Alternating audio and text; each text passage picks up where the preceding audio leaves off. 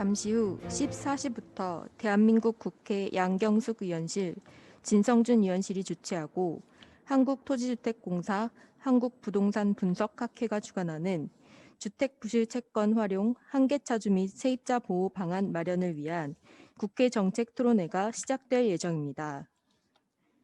국회 정책토론회는 사회적 거리두기 및 방역수칙을 지키기 위하여 온라인 토론회로 진행됩니다. LHTV 유튜브 채널을 활용해 온라인 생중계가 되오니 많은 관심 부탁드리며 오늘 진행되는 토론회의 저작권은 LH에 있는 점 안내드립니다. 아울러 접속하신 네트워크 환경에 따라 끊김 현상, 음성 및 영상 속도의 차이가 발생할 수 있는 점 양해 부탁드립니다. 그럼 잠시 후 토론회를 시작하겠습니다.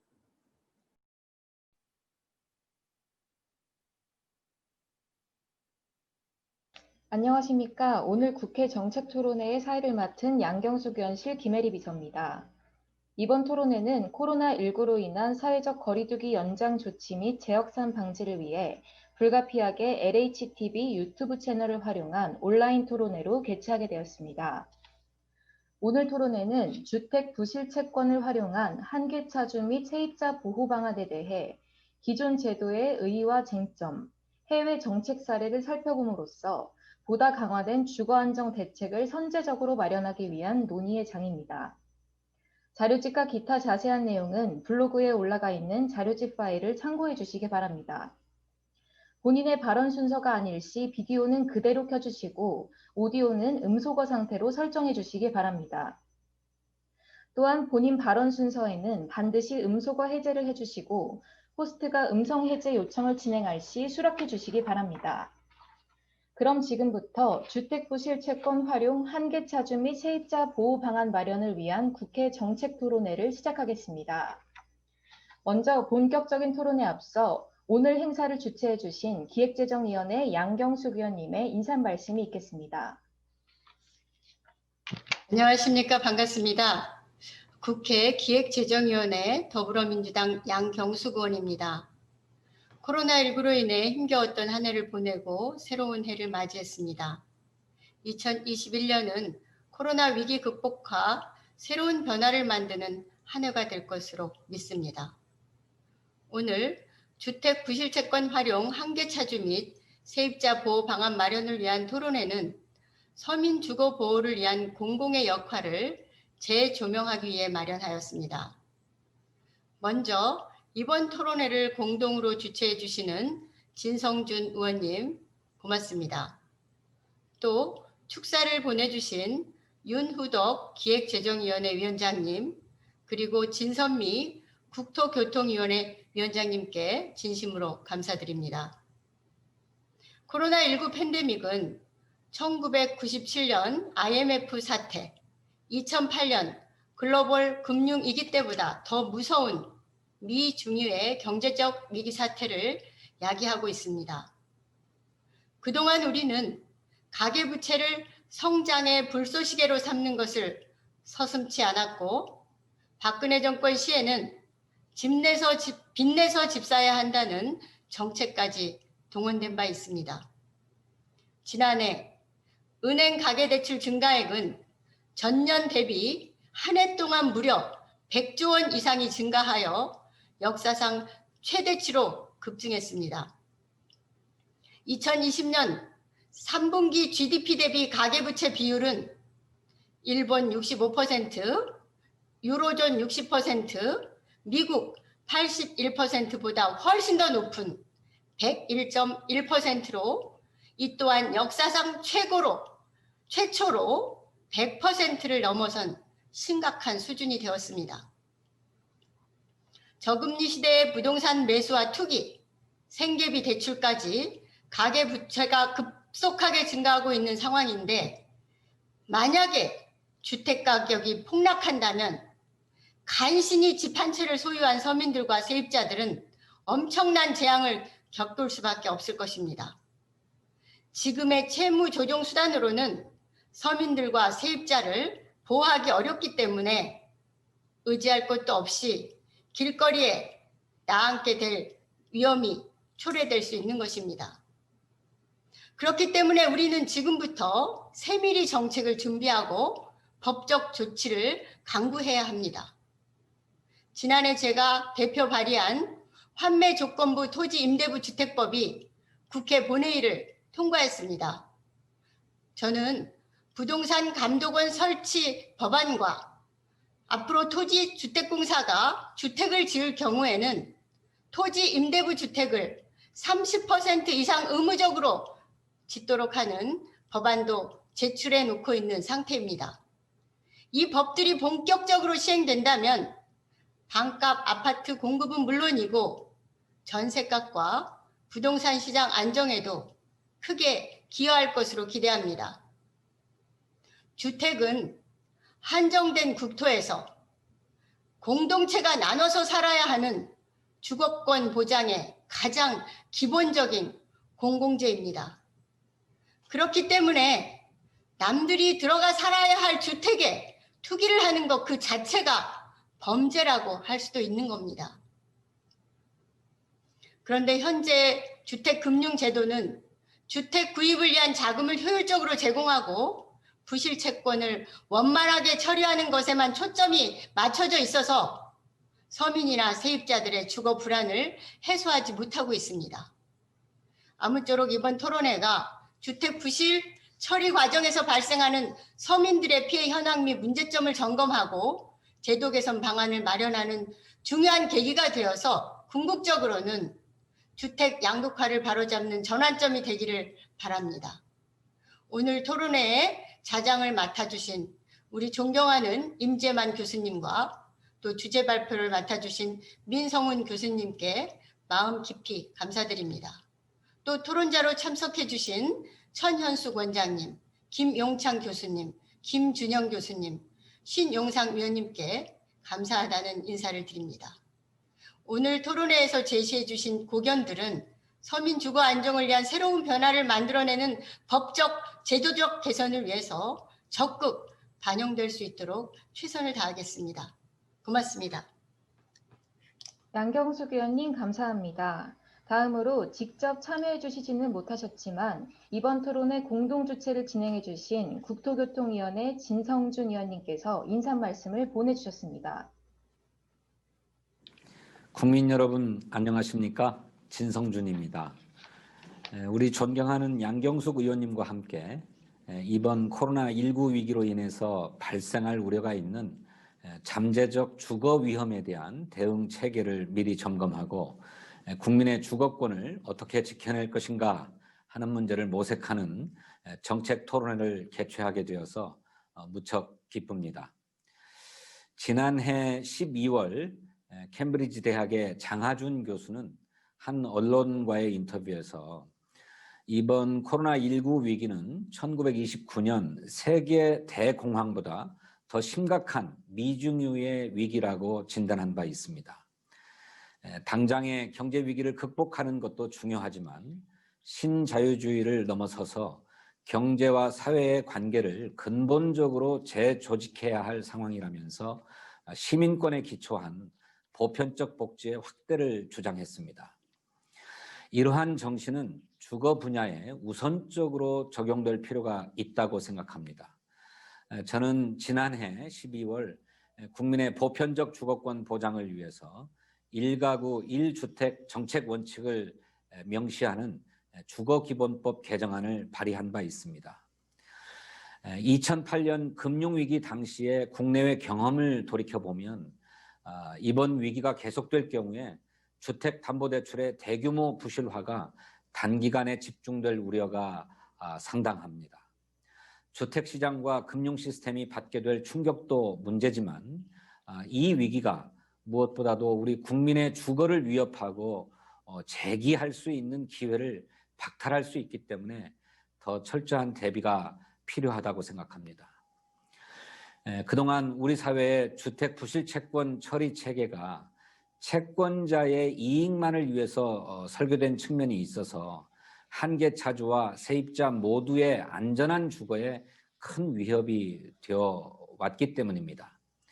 오늘 정책 토론회는 우리나라 주택담보대출 채무조정 시스템이 국민 앞에 닥칠 주거 위기에 충분한 대응력을 갖추고 있는지 진단하고 그 제도적 개선 방안을 모색하는 자리입니다. 저는 보편적 주거권 보장이라는 측면에서 다음과 같은 정책 방향과 원칙을 우리가 견지할 필요가 있다고 생각합니다. 첫 번째로 근저당권이라는 담보권과 경매에 기반한 채권 회수로 인해서 생겨나는 한계 차주와 세입자들의 내몰림은 반드시 개선되어야 합니다. 외국의 경우에는 채무자와의 사전적이고도 충분한 협의를 통해서 상담을 진행하고 있음을 우리가 주목해야 한다고 봅니다. 둘째로 채무 조정의 가장 중요한 기준은 한계 차주와 세입자의 계속 거주가 보장되도록 하는 것입니다. 이를 실현하기 위해서는 공공이나 비영리 조직이 주택 부실 채권이나 소유권을 확보하거나 인수할 필요가 있다고 생각합니다. 오늘 발제를 맡아주신 민성훈 교수님과 좌장을 맡아서 토론을 이끌어 주실 임재만 교수님을 비롯해서 함께 토론에 나서 주신 천현숙 원장님, 김용창 교수님, 김준형 교수님, 또 신용상 위원님은 우리 사회의 주거 약자를 위해서 누구보다도 많은 정책적인 고민을 해오신 이 분야의 권위자들이십니다. 명쾌하고 또 창의적인 생산적인 토론이 이루어지기를 고대합니다.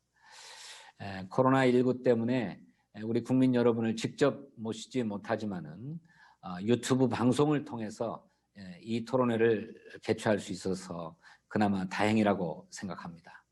관심 있게 지켜봐 주시고 많은 성원을 부탁드립니다. 또 기획재정위원회에 우리 윤후덕 위원장님, 그리고 국토교통위원회에 진선미 위원장님과 토론회를 함께 준비해 주신 한국토지주택공사의 장충모 사장 권한대행님과 임직원 여러분들께도 감사의 말씀을 드립니다. 고맙습니다. 진성준 의원님 감사합니다. 다음으로 이번 토론회를 주관하신 한국토지주택공사 사장 직무대행이신 장충모 부사장님의 인사 말씀이 있겠습니다. 예, 안녕하십니까. LH 부사장 장충모입니다. 먼저 오늘 국회 정책 토론회 개최를 위해서 뜻을 모아주시고 애써주신 양경숙 의원님과 진성준 의원님께 감사 인사드리겠습니다. 그리고 아울러서 국민들을 위해서 항상 함께 고민하며 수고해 주시고 오늘 축사를 보내주신 윤우덕 기획재정위원장님과 진선미 국토교통위원장님께도 감사 말씀을 드립니다. 위원장님께서도 말씀해 주셨다시피 우리나라는 현재 코로나19로 K-방역을 통해서 세계에 큰 모범이 되고 있습니다. 그렇지만은 한국의 주택시장과 주거 상황은 여전히 코로나와 경제 위기로 어려움을 겪고 있습니다. 경기 침체로 국민들의 소득이 감소하면서 내 집 마련을 위해 받은 주택담보대출의 상환력이 약화됨에 따라서 한계 차주와 세입자들이 경매 등 주택금융부실 처리 과정으로 내몰림을 당하는 등 새로운 주거복지 사각지대가 조성되고 있습니다. LH는 주거복지를 담당하는 핵심 기관으로서 그동안 주택담보대출 상환 부담으로 어려움에 처한 한계차주와 세입자들의 주거불안을 해소하고 실질적인 도움을 주기 위해서 여러 가지 사업을 진행해 왔습니다. 한계차주의 주택을 매입한 뒤 저렴한 임대료로 살게 하는 세일앤리스백 리츠 사업을 통해서 2013년부터 총 1096호를 매입하여 왔으며 그리고 임차인의 임대보증금과 거주권을 보장하기 위해서 민간 부도주택 매입 임대 사업을 추진하여 18,695호를 매입하는 등 다양한 지원을 해왔습니다. 하지만 보다 효과적인 지원을 위해서 선진 사례 벤치마킹과 선제적인 지원 방안의 개발과 도입이 필요한 상황입니다. 오늘 발제와 토론을 맡아주신 민성훈 교수님을 비롯해서 좌장이신 임재만 교수님, 그리고 천연숙 원장님, 김용창 교수님, 김준영 교수님, 신용상 의원님 모두 오랫동안 국민들의 주거권 보호를 위해 많이 고민을 해오신 우리나라의 최고의 전문가 분들이십니다.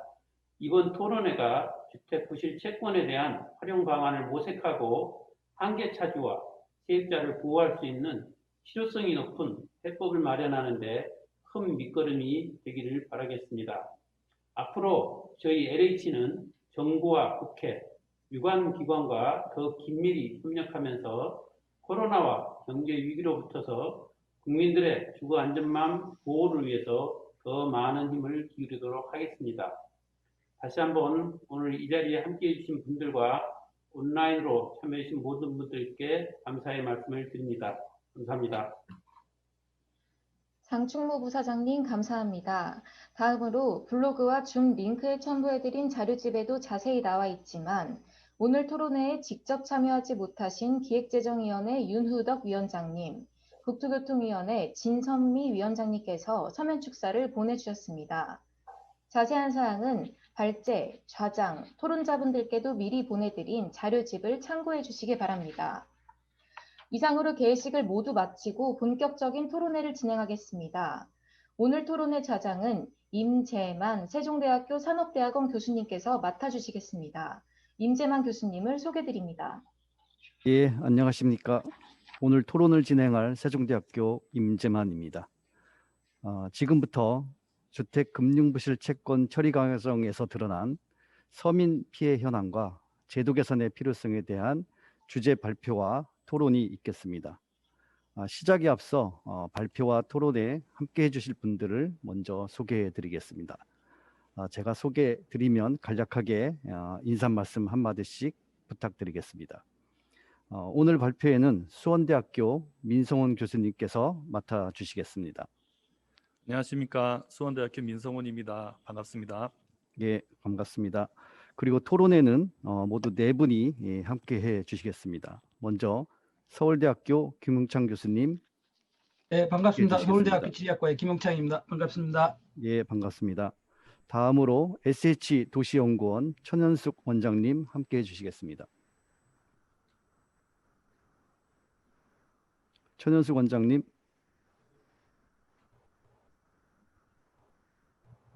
네, 안녕하세요. 반갑습니다. 예, 반갑습니다. 명지대학교 김진영 교수님 소개해 드리겠습니다. 네, 좋은 자리 불러주셔서 감사드립니다. 반갑습니다. 예, 반갑습니다. 마지막으로 금융연구원 신용상 위원님 소개해 드리겠습니다. 예, 감사합니다. 불러주셔서. 금융연구원의 신용상 박사입니다. 예, 감사합니다. 자, 그럼 본격적으로 민성훈 교수님의 발표를 듣겠습니다. 발표 시간은 약 30분 정도 할애했으니까 발표 시간에 유의해서 발표해 주시겠습니다. 예, 발표 듣겠습니다. 예, 다시 인사드리겠습니다. 저 수원대학교 민성훈입니다. 비록 온라인이지만 그동안 연구한 내용을 가지고 여러분들을 이렇게 만나 뵙게 돼서 참 반갑습니다. 제가 오늘 발표할 주된 내용에 대해서는 세미나 제목이나 아니면은 개회사나 축사의 내용에 충분히 다 포함되어 있다고 생각합니다. 발표의 구체적인 줄거리를 소개해 드리도록 하겠습니다. 제가 오늘 할 얘기는 크게 네 가지인데요. 네, 각 한 줄씩 이제 한 꼭지씩 됩니다. 첫 번째는 이제 앞에서 여러분이 지적해 주셨지만 이 코로나19로 인해서 가계부채의 부실이 발생할 수 있다 하는 얘기입니다. 그러니까 이것은 현재로서는 그렇게 심각한 징후는 발견되지 않고 있습니다. 하지만 현황이 어떤지 우리가 한번 보고 갈 필요가 있을 것 같고요. 두 번째는 이제 그 중에서 가계부채 중에서 주택담보대출의 부실은 주거 불안으로 이어질 수 있다 하는 게 두 번째고요. 세 번째는 이제 이런 그 가계를 위해서 마련되어 있는 현재의 채무조정 수단은 주거 위기 대응에는 다소 충분하지 않다 하는 내용이고요. 마지막으로는 이제 그래서 그런 문제를 해결하기 위한 대책이 필요하다 하는 얘기를 할 겁니다. 현재 연구가 진행 중이고 그러다 보니 제일 마지막 그 대책에 관해서는 정책의 내용이 아주 구체적으로 준비되어 있지는 않습니다. 그러니까 이 부분에 대해서는 오늘 토론에 와주신 분들께서 좋은 의견을 좀 많이 주시면 제가 연구를 계속 진행하는 데 큰 도움이 될 것 같습니다. 그럼 첫 번째 얘기부터 시작하겠습니다. 코로나19가 쉽게 잡히지 않고 있습니다. 아마 작년 한 해 우리 모두가 가장 많이 본 숫자가 이 확진자 수가 아닌가 싶은데요. 이 우측 하단에 있는 그래프가 전 세계 확진자 수입니다. 이게 얼핏 보면은 누계 같은데 신규 확진자 수입니다. 그리고 위에 있는 파란색 그래프가 국내 확진자 수고요. 그 최근 와서 좀 많이 잡히긴 했지만 연말에 많이 상승을 했었죠. 1년이 넘도록 지속되고 있는 이런 현상 때문에 경제적으로 많은 위축이 일어나고 있습니다. IMF는 작년이죠. 2020년 전 세계 경제 성장률을 글로벌 금융위기 때보다 더 낮게 예측을 하고 있습니다. 물론 올해는 경제가 많이 성장할 겁니다. 이제 기저 효과 때문에요. 하지만 그 성장의 폭이나 뭐 이런 부분에 대해서는 뭐 여러 가지 의견들이 지금 엇갈리고 있는 것 같습니다. 그 중에서 우리가 우려해야 되는 가장 큰 문제는 양극화입니다. 요새 이제 K자 회복이라는 말 많이 하고 있죠. 그런 게 지금 국내에서도 당연히 발견되고 있는데요. 저는 뭐 종합주가 지수하고 코스피 지수하고 실업률 두 개가 그걸 가장 극명하게 보여주고 있다고 생각을 합니다. 코스피가 3,000을 돌파를 했죠. 이 코스피 지수라는 게 우리나라 상장사의 종합지수니까 상장사는 대형사잖아요. 그러니까 대기업들의 성과를 가장 예민하게 보여주는 지표라고 생각을 합니다. 크게 성장을 하고 있는데요. 이제 실업률을 보시면 최근에 지난 여름에 비해서 좀 많이 감소를 하긴 했지만 전년 동기 대비는 여전히 높은 상태입니다. 이런 것들이 우리 사회에서도 코로나19로 인해서 K자 회복, 그러니까 양극화가 심해지고 있다 하는 걸 보여주는 증거라고 생각을 합니다. 그 와중에 가계부채는 계속 증가하고 있습니다. 지금 왼쪽 중에서 오른쪽 그래프를 보시면 지금 밑에 있는 선이 명목 GDP거든요. 그러니까 소득이 감소한다는 건 우리가 이미 알고 있는 얘기인데 그 와중에 가계부채 증가율은 지난 몇 년간 감소를 해왔습니다. 이게 가계부채의 감소를 의미하지는 않습니다. 여전히 0보다 높은 수준에서 증가율이 감소를 좀 해왔는데 최근에 와서 그러니까 지난 3분기 동안 다시 고개를 들면서 격차가 벌어지고 있습니다. 그러다 보니 총 부채액 나누기 소득액, 그러니까 LTI 지수는 계속 상승을 하고 있죠. 문제는 그 중에서 LTI 비율이 높은 계층의 증가가 두드러진다는 겁니다. 항상 위기가 오면 이제 취약계층이 심한 스트레스를 이제 받는 거죠. 한 가지 다행인 것은 LTI가 올라가고 있지만 실제 원리금 상환 부담을 나타내는 DSR은 감소하고 있다는 겁니다. 지금 왼쪽 그래프는 이제 소득 계층별 LTI인데 최근에 와서 저소득층의 LTI가 크게 증가를 했어요. 네, 그럼에도 불구하고 DSR은 크게 높지 않은 수준으로 유지되고 있습니다. 한국은행은 이제 여기에 대해서 최근 금리가 많이 하락했다 하는 것을 주된 원인으로 보고 있습니다. 그러니까 부채 총액이 늘었지만 원리금 상환 부담은 그만큼 높아지지 않은 거죠. 동시에 또 원금을 일시에 상환하지 않는 전세금 대출의 비중이 커진 것도 얘기를 하고 있고요. 근데 이런 것들은 이제 금리가 올라가면 언제든지 취약성을 드러낼 수 있는 그런 현황이라고 생각을 합니다. 한국은행에서는 이제 다중채무자이면서 소득이 감소하고 하는 뭐 몇 가지 조건을 가지고 취약차주를 분류해서 보고 있는데요. 뭐 다행히 취약차주의 DSR이나 평균 연체율은 감소하고 있습니다. 그러니까 종합적으로 얘기하면 뭐 현재 그 부채 총액은 증가하고 있고 소득은 감소하고 있지만 연체율이라든지 뭐 DSR 자체는 그렇게 심각하게 훼손된 상태는 아니다. 하지만 소득과 부채 총액의 이제 방향성을 보면 금리가 굉장히 중요한 그 팩터가 되고 있고 거기서 문제가 생기면 부실이 발생할 수도 있겠다 하는 예측을 우리가 해볼 수 있습니다. 그러니까 크게 금융 시스템 전체를 크게 걱정할 필요는 없지만 대비는 해야 되는 그런 상황이라고 볼 수 있겠습니다. 이게 이제 그 가계금융복지조사에 나오는 그 수치인데요. 이 원리금이 실제로 DSR이 수치적으로 얼마나 큰 부담이냐 이런 걸 떠나서 우리나라 가계가 느끼고 있는 체감하는 채무에 대한 부담은 좀 계속 악화되고 있습니다. 그래서 현재 원리금 상환이 주는 부담이 얼마나 부담스러운가 이제 물었을 때 설문조사 결과입니다. 매우 부담스럽다고 느끼는 비중이 계속 커지고 있고요. 앞으로 나는 부채를 상환하지 못할 것 같다라고 대답하는 비율도 늘고 있습니다. 이게 글로벌 금융위기 때 이제 미국의 서프라임 모기지의 수치인데요.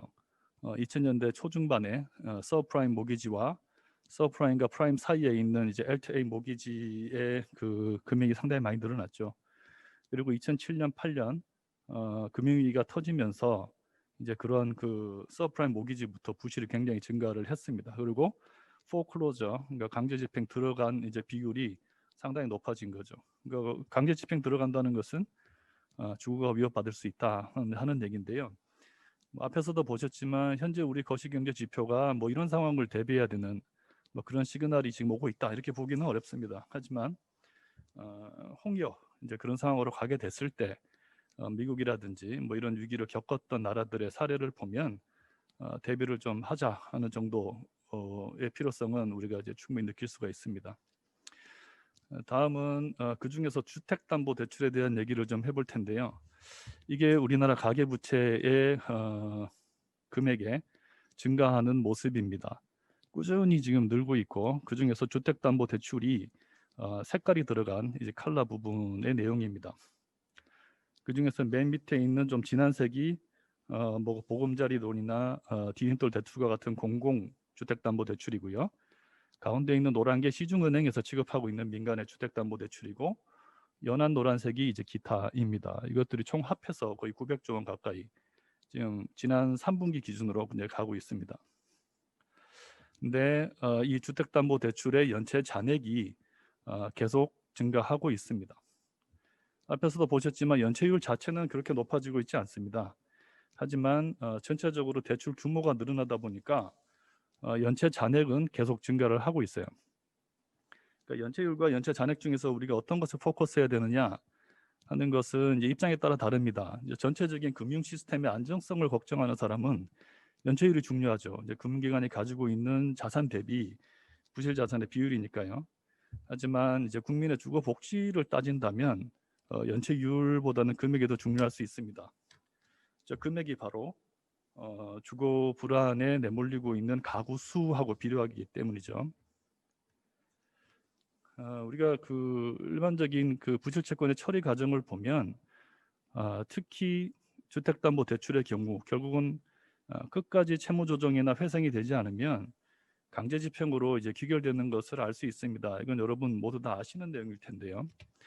우리나라 금융기관은 채권 관리를 자산 건전성 분류에 따라서 합니다. 그래서 연체가 발생하면 먼저 채무자와 협의를 하고 그래도 3개월 이상 그러니까 연체가 됐을 때 총 5단계의 자산 건전성 분류 중에서 고정 이하로 분류를 하고요. 이제 그렇게 되면은 채권 추심 행위로 들어갑니다. 그러니까 우리나라의 대표적인 주택담보대출은 크게 세 가지로 볼 수 있는데요. 먼저 주택도시보증공사, 그러니까 허그라고 부르겠습니다. 여기서 취급하는 주택도시기금 대출이 있고요. 상품명은 이제 디딤돌 대출입니다. 대표적인 것이. 그다음에 주택금융공사 HF라고 부르겠습니다. 이제 HF에서 취급하는 이제 보증을 해주는 그런 대출이 있죠. 보금자리 론이 대표적이고요. 나머지는 시중은행들이 또는 다른 금융기관들이 주택을 담보로 잡고 이제 해주는 대출인데요. 허그 같은 경우는 이제 연체나 부실이 발생하면 끝까지 채권을 보유하면서 이제 추심행위를 합니다. 그것이 이제 그 취급 위탁한 은행에서 실무를 물론 하겠지만요. 근데 이제 HF 같은 경우는 보증 채무를 이행을 하고 대의 변제하고 채권 인수를 하면 일정 기간 추심을 하다가 이것이 이제 연체 기간이 길어지면 캠코로 매각하는 방법을 씁니다. 그러면 이제 캠코가 채권 추심을 하게 되고요. 시중은행 같은 경우는 이제 과거에는 스스로 추심 많이 했는데 최근에 와서는 NPL을 풀링해서 분기마다 민간 시장에다가 파는 그러니까 NPL 매각을 많이 하고 있습니다. 이 시장이 1년에 한 4조 정도 되는 시장인데요. 그런 경우에는 이제 부실채권에 투자하는 전문적인 투자자들이 인수를 하기 때문에 대부분은 굉장히 적극적으로 채권 추심을 하게 됩니다. 어느 쪽이든 채권 추심을 하게 되면 이제 재산 조사하고 변제 요구하고 이게 협의해서 실패하면 강제 집행으로 가는 거죠. 이제 그렇게 되면 주거 불안으로 이어질 수 있다. 강제 집행 이후에 나오는 그 배당금, 채무 청산하고 받게 되는 채무자나 또는 그 집에 세입자가 있었다면 세입자가 받게 되는 배당금이 정상적인 주거 생활을 할 수 있을 만한, 그러니까 최소한의 전세 보증금 수준이 되는 금액에도 미달하면 이제 주거 불안으로 가게 된다. 이렇게 이해를 할 수 있겠습니다. 물론 허그나 HF나 이런 공공기관 같은 경우는 이제 스스로 채무 조정하는 방법이라든지 이런 제도들을 준비를 해놓고는 있습니다. 이렇게 이제 뭐 고정 이하가 되면은 바로 채권 주심 들어가고 강제 집행 들어가는 그 절차로 가지는 않고 있는데요. 전체적인 줄거리는 이렇다 하는 정도로 이해해 주시면 되겠습니다. 근데 이제 경매로 갔을 때 그러면 얼마나 많은 채무자나 그러니까 그 집에 거주하는 소유자이자 채무자 또는 그 집이 임대가 돼 있었다면 세입자가 주거 불안으로 내몰리는가 하는 거에 대해서는 객관적인 통계를 보기는 굉장히 힘듭니다. 하지만 최근에 나온 이제 기사를 하나 보면 거기에 구체적인 데이터들이 좀 나와 있는데 지난 한 5, 6년간 경매에 들어가서 세입자가 자신의 임차 보증금을 받지 못한 미수된 건수가 한 14,000건 가까이 된다고 하는 수치가 있습니다. 연간 한 600억 정도 되는데요. 뭐 평균 3억으로 잡으면 그것만 해도 벌써 한 200가구 되는 거죠. 이게 지금같이 주택 가격이 계속 상승하고 있는 이런 시장에서 이 정도 비중이 되니까 앞에서 우리가 염려했던 혹여나 가계부채 부실이라는 어떤 위기 상황이 도래했을 때 이 수치가 얼마나 급속히 올라갈 수 있는가 하는 걸 상상해 볼 수가 있습니다. 다음은 이제 이거는 경매 외에도 사실 평상시에도 경매 외에 다른 여러 가지 이유로 인해서 세입자가 보증금을 돌려받지 못해서 전세 보증금 이제 보증이죠. 그 보증을 활용하는 그런 케이스를 보여주고 있는데요. 제가 그냥 평소에 생각했던 것보다는 굉장히 건수가 많다 하는 걸 느낄 수가 있었습니다. 다음은 현재의 채무 조정 수단에 대해서 이야기하겠는데요. 여기서부터는 얘기를 조금 이제 꼼꼼하게 할 필요가 있습니다. 이게 우리나라의 채무 조정 또는 뭐 채무자가 디폴트가 됐을 때 겪게 되는 전체적인 프로세스를 나타낸 표입니다. 먼저 어떤 채무자가 채무 불이행의 이제 상황에 직면을 했습니다. 근데 그럴 때는 그 채무자가 한 개의 금융회사만 부채가 있을 경우는 그 금융회사와 직접 채무 조정을 하는 절차를 거치는 게 보통입니다. 물론 시중은행 같은 경우는 저 채무 조정에 그렇게 적극적이진 않죠. 하지만 허그나 HF와 같은 공공기관은 자체적으로 채무 조정 제도를 운영을 하고 있습니다. 근데 보통 채무 불이행에 직면하는 그런 채무자들은 다중 채무자인 경우가 많습니다. 어느 한 금융기관에만 부채가 있는 경우가 별로 없기 때문에요. 이제 그럴 경우는 장기간에 채무 조정을 통해서 상환 가능한지 안 한지를 판단을 해서 그게 불가능하다고 판단되면은 법원으로 가게 됩니다. 그래서 개인 회생이나 파산 제도가 준비돼 있죠. 그러니까 파산으로 가지 않고 법원에서 개인 회생 절차를 가게 되더라도 개인의 신용에는 상당한 데미지가 오게 되고요. 그리고 회생이든 파산이든 그 모든 절차에서 특히 담보 채권자는 별채권 인정되기 때문에 그 채권조차도 어떤 그 파산 재단의 파산 재산에 포함시켜서 장기적으로 채무 조정을 하고 뭐 만기를 연장하고 하는 그런 절차가 여기서도 이루어지기는 쉽지가 않습니다.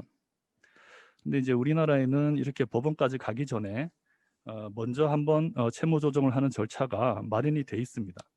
우리도 이제 IMF하고 글로벌 금융위기 겪으면서 이런 그 법원까지 가기 이전에 채무 조정 프로그램들이 굉장히 촘촘하게 준비가 되어 있는 편인데요. 그 일을 하는 것이 신용회복위원회입니다. 신용회복위원회가 다수의 금융기관과 협약을 맺어서 법원까지 가기 전에 먼저 이제 채무 조정을 한번 시도를 합니다. 한 3가지 정도의 방법이 있는데 거기에 대해서는 일단 자세한 설명을 생략하고요. 근데 이 방법들이 대체로 그 신용대출과 관련 돼 있는 내용이고 주택담보대출과 같은 담보부 채무에 대해서는 그렇게 적극적으로 다루고 있지가 않습니다. 왜냐하면 법원에서조차 별채권이 인정되는 그런 상황이기 때문에 채무조정 단계에서 담보부 대출을 그렇게 적극적으로 이제 보지 않아 왔던 거죠. 근데 이제 이 신용회복위원회를 통해서 혜택을 받는 채무자 범위가 다소 좁다. 그리고 주택담보대출 같은 경우는 그동안 소외돼 왔다 하는 것에 대한 논의가 이제 계속 생기면서 이제 올해 그 캔코에서 그러니까 신용회복위원회로부터 거절당한 또는 주택담보대출과 관련된 채무를 불이행한 그런 채무자를 위한 프로그램이 이제 또 운영이 되고 있습니다. 이제 캔코는 신용회복위원회로부터 이제 거절을 당한 경우에 캔코가 그 채권을 매입을 해서 일단 채무 조정을 한번 시도를 하고 그래도 안 되는 경우는 주택을 매입을 해서 다시 세일 앤 리스백을 하는 거죠. 이제 그렇게 해서 거주를 할 수 있도록 제도는 마련을 하고 있는데 아무래도 캔코는 이제 금융기관이고 서민의 주거 안정을 위한 기관이 아니다 보니까 그 과정에서 주거와 관련된 전반적인 상담을 해주거나 또는 이제 아주 장기적으로 안정적인 주거를 할 수 있도록 기간을 확보해주거나 하는 데서는 다소 미흡할 수밖에 없습니다. 이제 그런 정도의 상태에 있다 하고 보시면 되겠습니다. 그러니까 이 중에서 주담대와 관련해서 우리가 주목해 볼 수 있는 제도는 허그나 HF가 하고 있는 채무조정 제도, 그리고 신용회복위원회와 캠코가 함께 운영하고 있는 뭐 특별 지원 프로그램이나 뭐 세일 앤 리스백 뭐 이런 제도들이 현재 있는 제도다 이렇게 보시면 되는데요. 이제 그 현황도 자세히 볼 수 있는 그런 통계 자료가 쉽지는 않습니다. 하지만 HF 같은 경우는 이제 유동화 자산에 대한 통계 자료를 공개하고 있기 때문에 이제 그 데이터를 일단 한번 보면요. 실제로 그 HF가 부실 채권과 관련해서 채무 조정을 굉장히 적극적으로 하고 있습니다. 오른쪽 상단을 보시면 유동화 자산의 채무 조정 건수가 18년부터 상당히 늘었는데요. 뭐 상당히 오랜 전부터 이제 기표된 대출들이겠지만 1년에 몇천 건씩 채무 조정을 하고 있습니다. 그러니까 이것은 그 주담대와 관련해서 위기에 내몰린 채무자들이 현재 상당히 많이 구제를 받고 있다. 이제 이렇게 우리가 이해할 수 있을 텐데요. 그와 동시에 공경매 신청되는 건수도 굉장히 많습니다. 그러니까 이게 이제 그 채무 조정을 일단 시도를 하고 거기서부터 이제 답이 없다 이렇게 판단이 되면은 결국은 경공매로 넘어가는. 근데 현재의 제도상으로는 이 경공매로 넘어가는 건수가 1년에 한 1, 2천 건씩은 발생하고 있다. 이렇게 보시면 될 것 같고요. 그리고 캔코 같은 경우는 지금 세일 앤 리스백을 하고는 있는데 먼저 신용회복위원회로부터 어떤 그 특별 조정 제도 프로그램으로 들어가게 되면 일단 채무 조정을 시도를 하고요. 그래서 경매를 연기를 해놓고 일단 채무 조정을 한번 합니다. 그리고 그 과정에서 첫 번째로 해주는 이제 캔코의 서비스가 현재 보유하고 있는 그 주택을 시장에서 잘 안정적으로 매각을 해서 부채를 상환할 수 있도록 하는 매각 지원 서비스라는 걸 합니다. 그러니까 여기서부터 이제 채무 조정이나 금융 안정 쪽에 무게가 좀 더 가 있다 하는 걸 우리가 느낄 수가 있죠. 그리고 세일 앤 리스백을 한 이후에도 5년이나 10년 뒤에 이제 처분을 해서 그거 가지고 채무 청산하고 그 사이에 이제 신용 회복을 하도록 지원을 하는 이제 그런 개념에 있다고 보시면 됩니다. 그래서 이제 오늘 우리가 그 관심을 두고 있는 주거 안정이라는 측면에서는 좀 다소 미흡하다. 그러니까 물론 이제 캔코라는 조직 자체가 기관 자체가 원래 이제 금융의 안정을 위해서 있는 기관이니까 여기 이런 캔코에다가 뭐 주거 안정을 위한 제도를 준비하라 이렇게 요구하기는 상당히 힘든 일이겠죠. 어쨌든 캔코는 캔코의 이제 본연의 임무를 충실히 하는 과정에서 주담대와 관련해서 주택담보대출과 관련해서는 주거 안정을 충분히 보장하는 데는 좀 한계가 있다 하는 말씀을 드릴 수가 있고요. 그리고 작년에 이제 한 1년간 시행을 했는데 지금 제 자료에 보면은 뭐 신청권 접수가 된 게 17건이고 지원 대상이 없다 이렇게 돼 있는데 이게 뭐 제도가 나쁘거나 또는 뭐 캔코가 잘못해서 이렇게 신청이 없다 이제 이런 건 아닙니다. 지금까지는 뭐 주담대가 주택담보대출이 경매까지 내몰리는 케이스가 이렇게 많이 없고 주택 가격이 오르고 있기 때문에 세일 앤 리스백을 채무자 스스로가 별로 선택을 하고 있지 않습니다. 이제 그 결과인 데이터다 이렇게 이제 보시면 되는데요. 뭐 지금은 상황이 그래서 건수가 없더라도 나중에 이제 그 이런 그 주거 불안에 내몰리는 가구수가 굉장히 많아졌을 때 그때 이제 채무 조정을 위한 수단으로는 이게 잘 활용될 수 있겠지만 주거 안정 차원에서는 미흡함이 있을 수 있다라고 드린 말씀은 이제 앞에서 이미 드린 말씀을 기억하시면 되겠습니다. 그 외에 이건 이제 채무조정 제도는 아니지만 우리나라 보건복지부나 NH에서 긴급 주거지원 제도들을 운영을 하고 있습니다. 뭐 그 내용을 보시면은 이건 아마 이제 오늘 토론이나 뭐 시청하시는 분들은 다 좀 잘 익숙하신 내용일 것 같은데요. 이건 이제 일상적으로 우리가 주거 약자들을 위한 활용할 수 있는 제도다 이렇게 볼 수는 있겠지만 이게 어떤 특정한 그 금융 위기의 상황에서 그 주거 위기에 내몰린 사람들을 위한 신속한 장치로 이게 작동이 가능할 건지에 대해서는 다소 의문입니다. 이게 그걸 위해서 디자인된 제도들이 아니기 때문에요. 그 중에서 이제 좀 그 포커스해 볼 수 있는 거는 LH에서 하고 있는 기존주택 매입임대나 전세임대 같은 제도인데요. 요거는 주거 약자를 위해서 만들어진 제도임은 분명한데 그때그때 주택을 매입하거나 전세를 해야 되는 그래서 다시 제공을 해야 되는 이제 이런 문제가 있기 때문에 많은 양이 비축돼 있지 않으면 위기 상황에서 가동하기가 좀 어려운 역시 그런 약점을 좀 가지고 있습니다. 이제 이런 내용들을 이제 종합해서 보면 현행 채무 조정 수단이라는 것이 위기의 상황에 도래했을 때 잘 작동할 수 있을 거냐라는 점에서는 좀 한계가 있다. 그러니까 저는 그렇게 이제 평가를 하는데요. 우선 현재 그 일상적인 상황에서 보더라도 채무 조정 제도에서 거절되거나 뭐 하는 경우가 이제 상당히 많습니다. 그래서 왜냐하면 이것은 채권 자체를 안정적으로 회수할 수 있느냐 하는 것이 중요한 기준으로 들어가 있기 때문에요. 그리고 그 전체적인 프로세스를 진행하는 과정에서 채무자에 대한 뭐 주거 안정에 대한 그 배려도 그렇게 크지 않지만 특히 그 주택이 임대가 돼서 만약에 세입자가 있다면 그 세입자를 고려하는 내용 자체는 아예 포함되어 있지가 않습니다. 이게 이제 주거 안정을 위한 제도 자체가 아니기 때문에요. 뭐 그런 한계점들을 좀 지적을 하면서 다음으로 넘어가도록 하겠습니다. 이제 마지막 이야기인데요. 그래서 뭐 주거 안정을 위한 대책이 좀 필요하다 하는 제안을 이제 드리고자 합니다. 이제 그러면서 해외 사례들을 좀 살펴봤는데 미국의 사례를 좀 간단하게 하나 얘기를 하면서 이런 방향으로 우리도 제도를 좀 도입했으면 좋겠다 하는 방향성을 제시하도록 하겠습니다. 이제 미국 같은 경우도 우리가 흔히 경매, 강제 집행이라고 부르는 그런 그 채권 회수의 프로세스들이 가동되고 있는데요.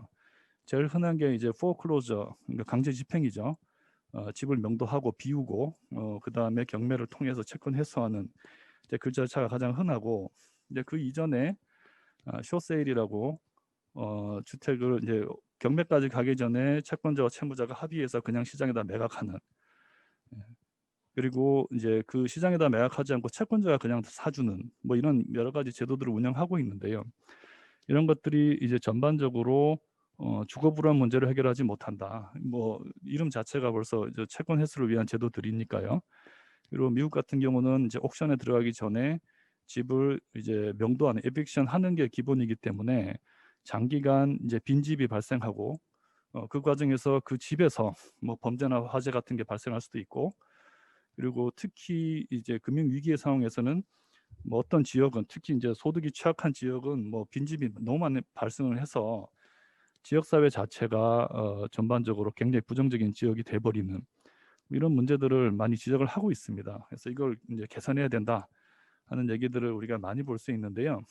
이제 그러면서 글로벌 금융이 겪으면서 이제 그 미국에서 준비한 제도 중에서 LMP라는 게 있습니다. 이게 Loss Mitigation Program인데 이건 이제 우리로 치면 공공대출이죠. 그 우리의 국토부에 해당하는 HUD와 FH가 이제 보증해서 나간 대출에 한해서 뭐 몇 가지 방법으로 채권 그러니까 포클로저 가기 전에 뭐 이러이러한 방법들을 사용을 하라 하는 매뉴얼을 주고 있고 순서를 주고 있고요. 그리고 이런 것들을 선택할 수 있다 하고 채무자에게 충분히 상담할 수 있도록 하는 뭐 그런 제도를 도입을 했습니다. 근데 그럼에도 불구하고 그 내용을 좀 구체적으로 보면 주거 안정보다는 이제 채무 조정 쪽에 훨씬 더 포커스가 가 있다는 비판이 계속 있어 왔고요.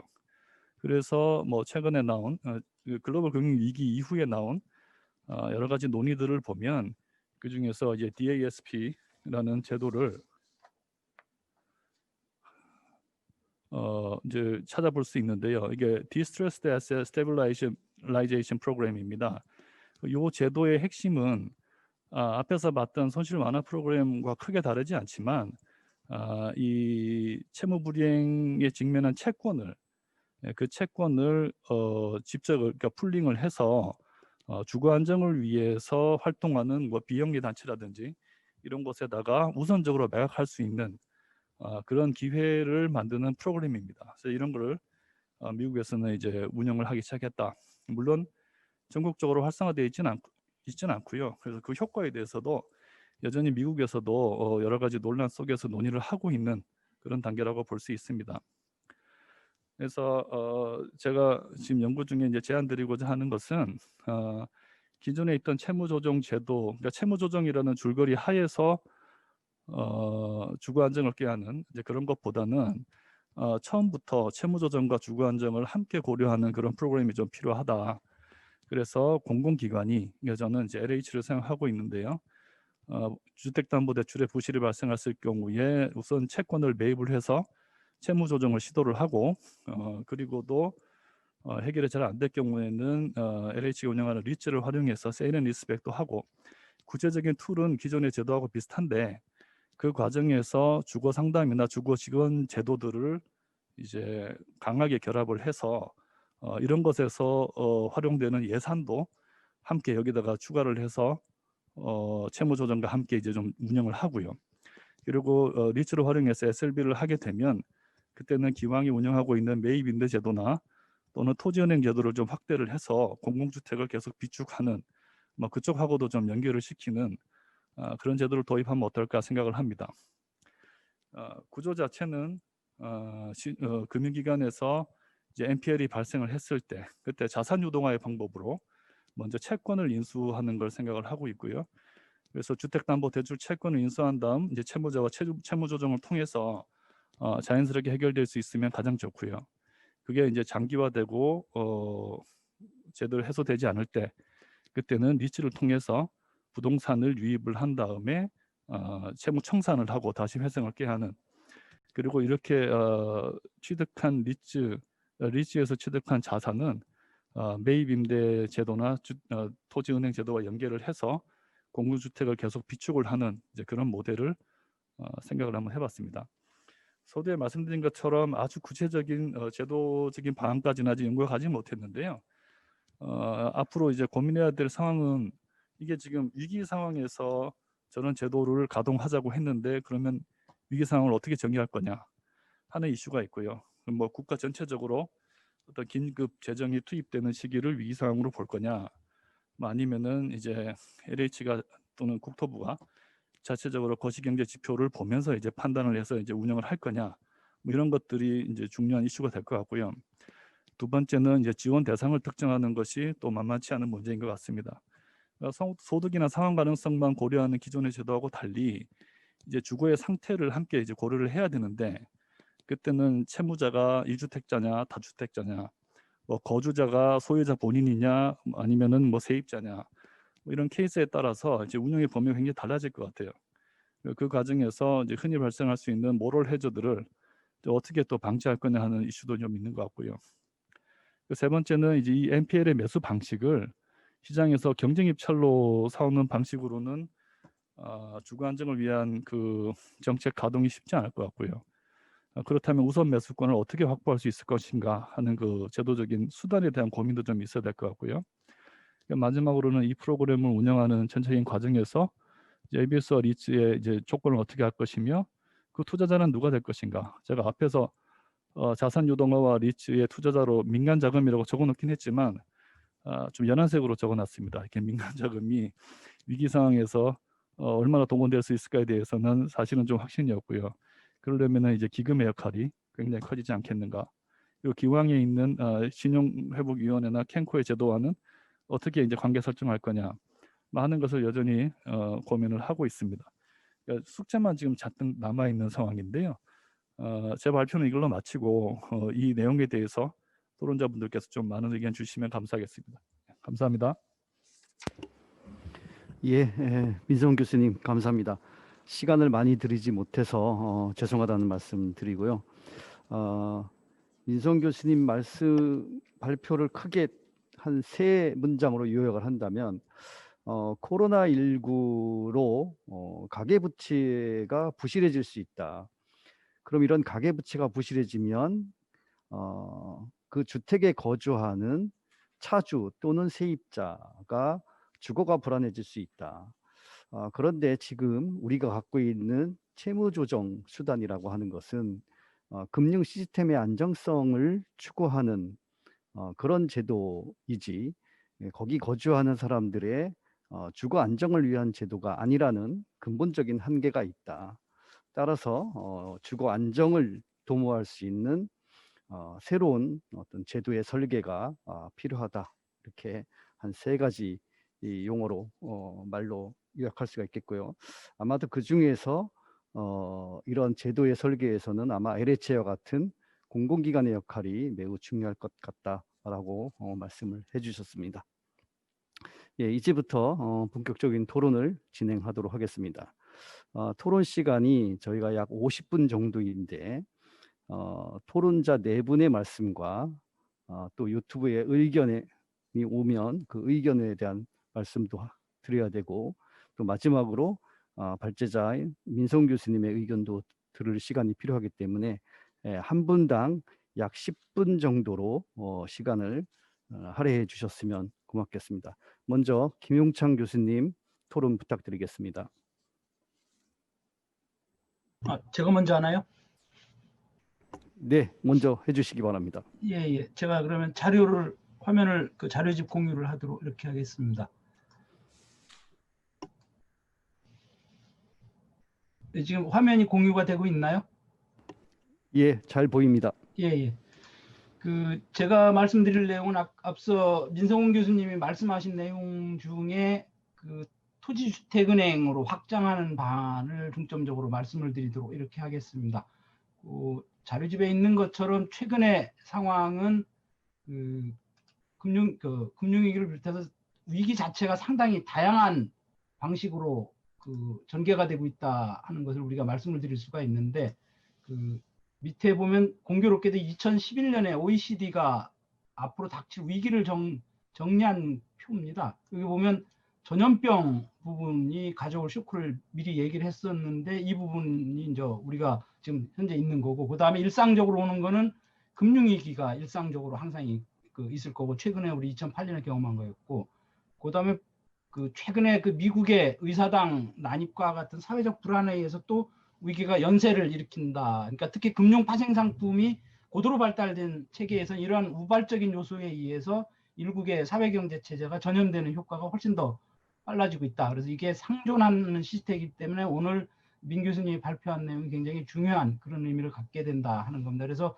제가 말씀드리고 싶은 내용은 위기가 만연이 돼 있고 이 상황에 특히 자산 불평등이 심화된 상황에서는 원래는 펀더멘털이 떨어지면 자산 가격도 같이 떨어져야 하는데 이러한 불평등 심화가 되다 보니까 반대로 오히려 공격적 자산 투자 현상이 최근에 만연을 하고 있다 하는 겁니다. 그러다 보면 나중에 부실채권이 증가할 경우 특히 주택 부실채권이 일상화할 가능성이 상당히 있다. 그래서 이것을 대비하기 위해서 토지주택은행 시스템이 필요하다라는 내용으로 말씀을 드리도록 이렇게 하겠습니다.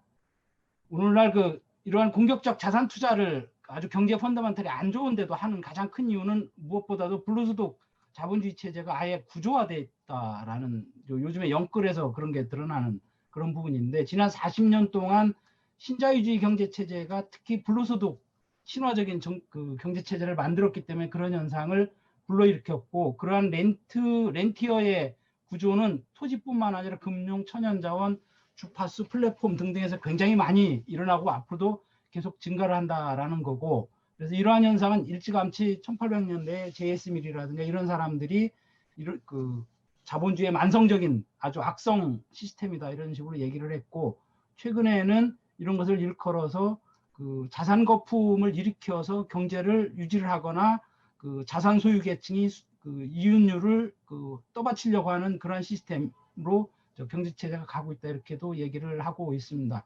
그래서 이런 것을 전체적으로 보면 그 예전에 우리가 많이 했던 얘기인데 생산 자본의 이윤율이 경향적으로 떨어지면서 과잉 유동성이 만성화되는 시스템이 현대 자본주의 체제의 구조적 체제다 이렇게 얘기를 할 수가 있는데요. 이 그림은 굉장히 유명한 그림인데 뭐냐면 그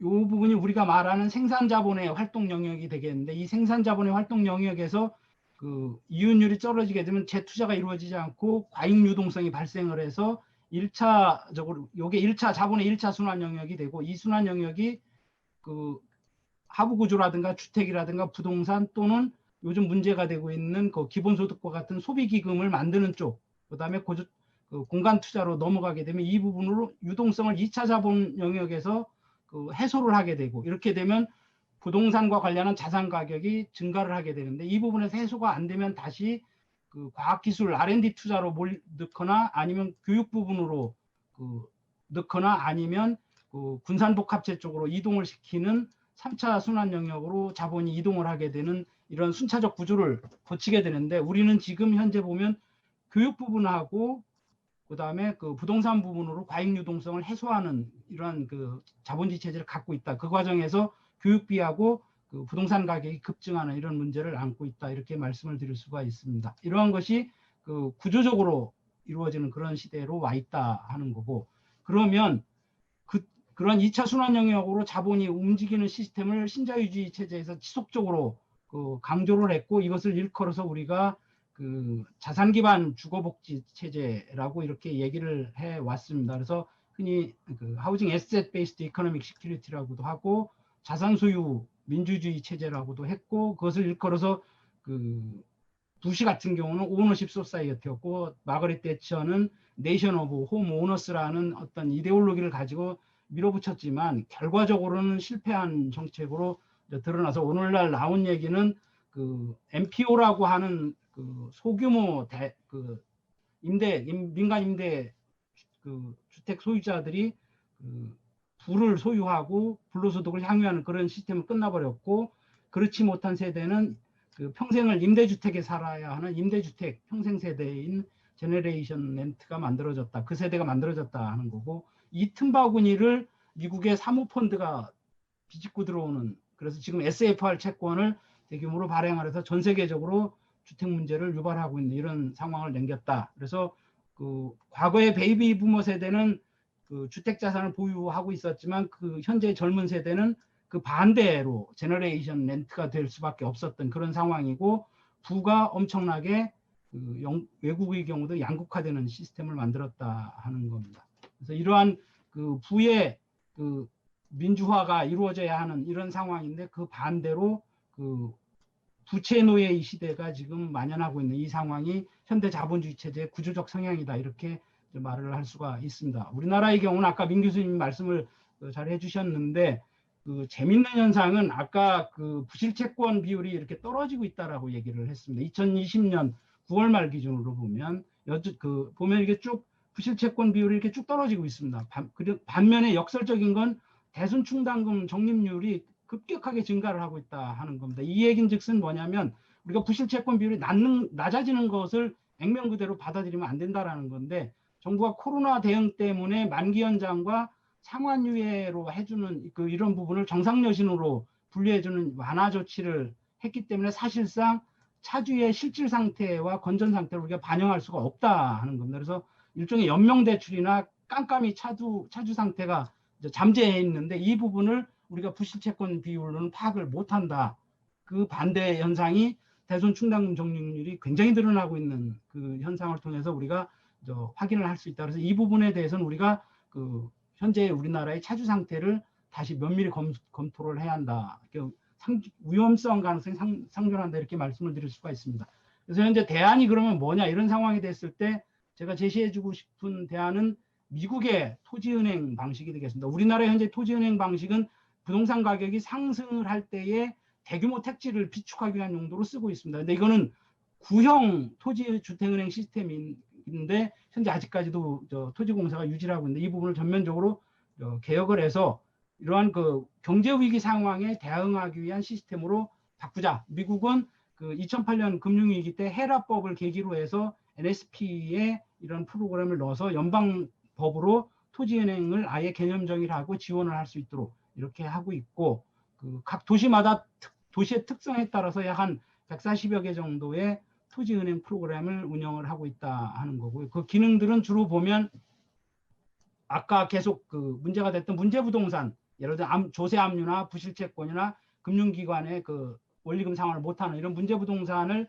그 비축하는 그런 기능을 하고 있고, 그 다음에 그 문제은행, 그 문제부동산이 많이 갖고 있는 경우에는 그 토지은행이 보유 중인 그 재고부동산을 처리하는 개발업자로서 통상적으로 기능은 하지 않는데, 적합한 처리기구를 찾지 못할 경우에는 개발업자로서도 토지주택은행이 기능할 수 있는 그런 상황으로 만들어 놨다라는 거고, 그 다음에 그 산업도시처럼 금융위기는 아니더라도 그 산업도시가 쇠퇴하고 있거나 도심 재생이 잘 안 이루어지는 이러한 경우에는 토지은행 자체가 압류부동산에 대한 번원 정리하고 토지 필지 정리라는 이런 기능을 동시에 수행을 하기 때문에 이런 그 비정상 토지를 정상 토지로 환원시키는 그런 역할도 그 수행을 하고 있다 하는 거고, 그 다음에 여기서 인수한 그 아까 그 민 교수님 그 말씀 중에는 우선 매수권을 이 토지은행에 줄 수도 있겠다, NPL 처리 기구로 그런 말씀을 하셨는데, 그런 기능을 수행을 할 경우에는 뭐냐면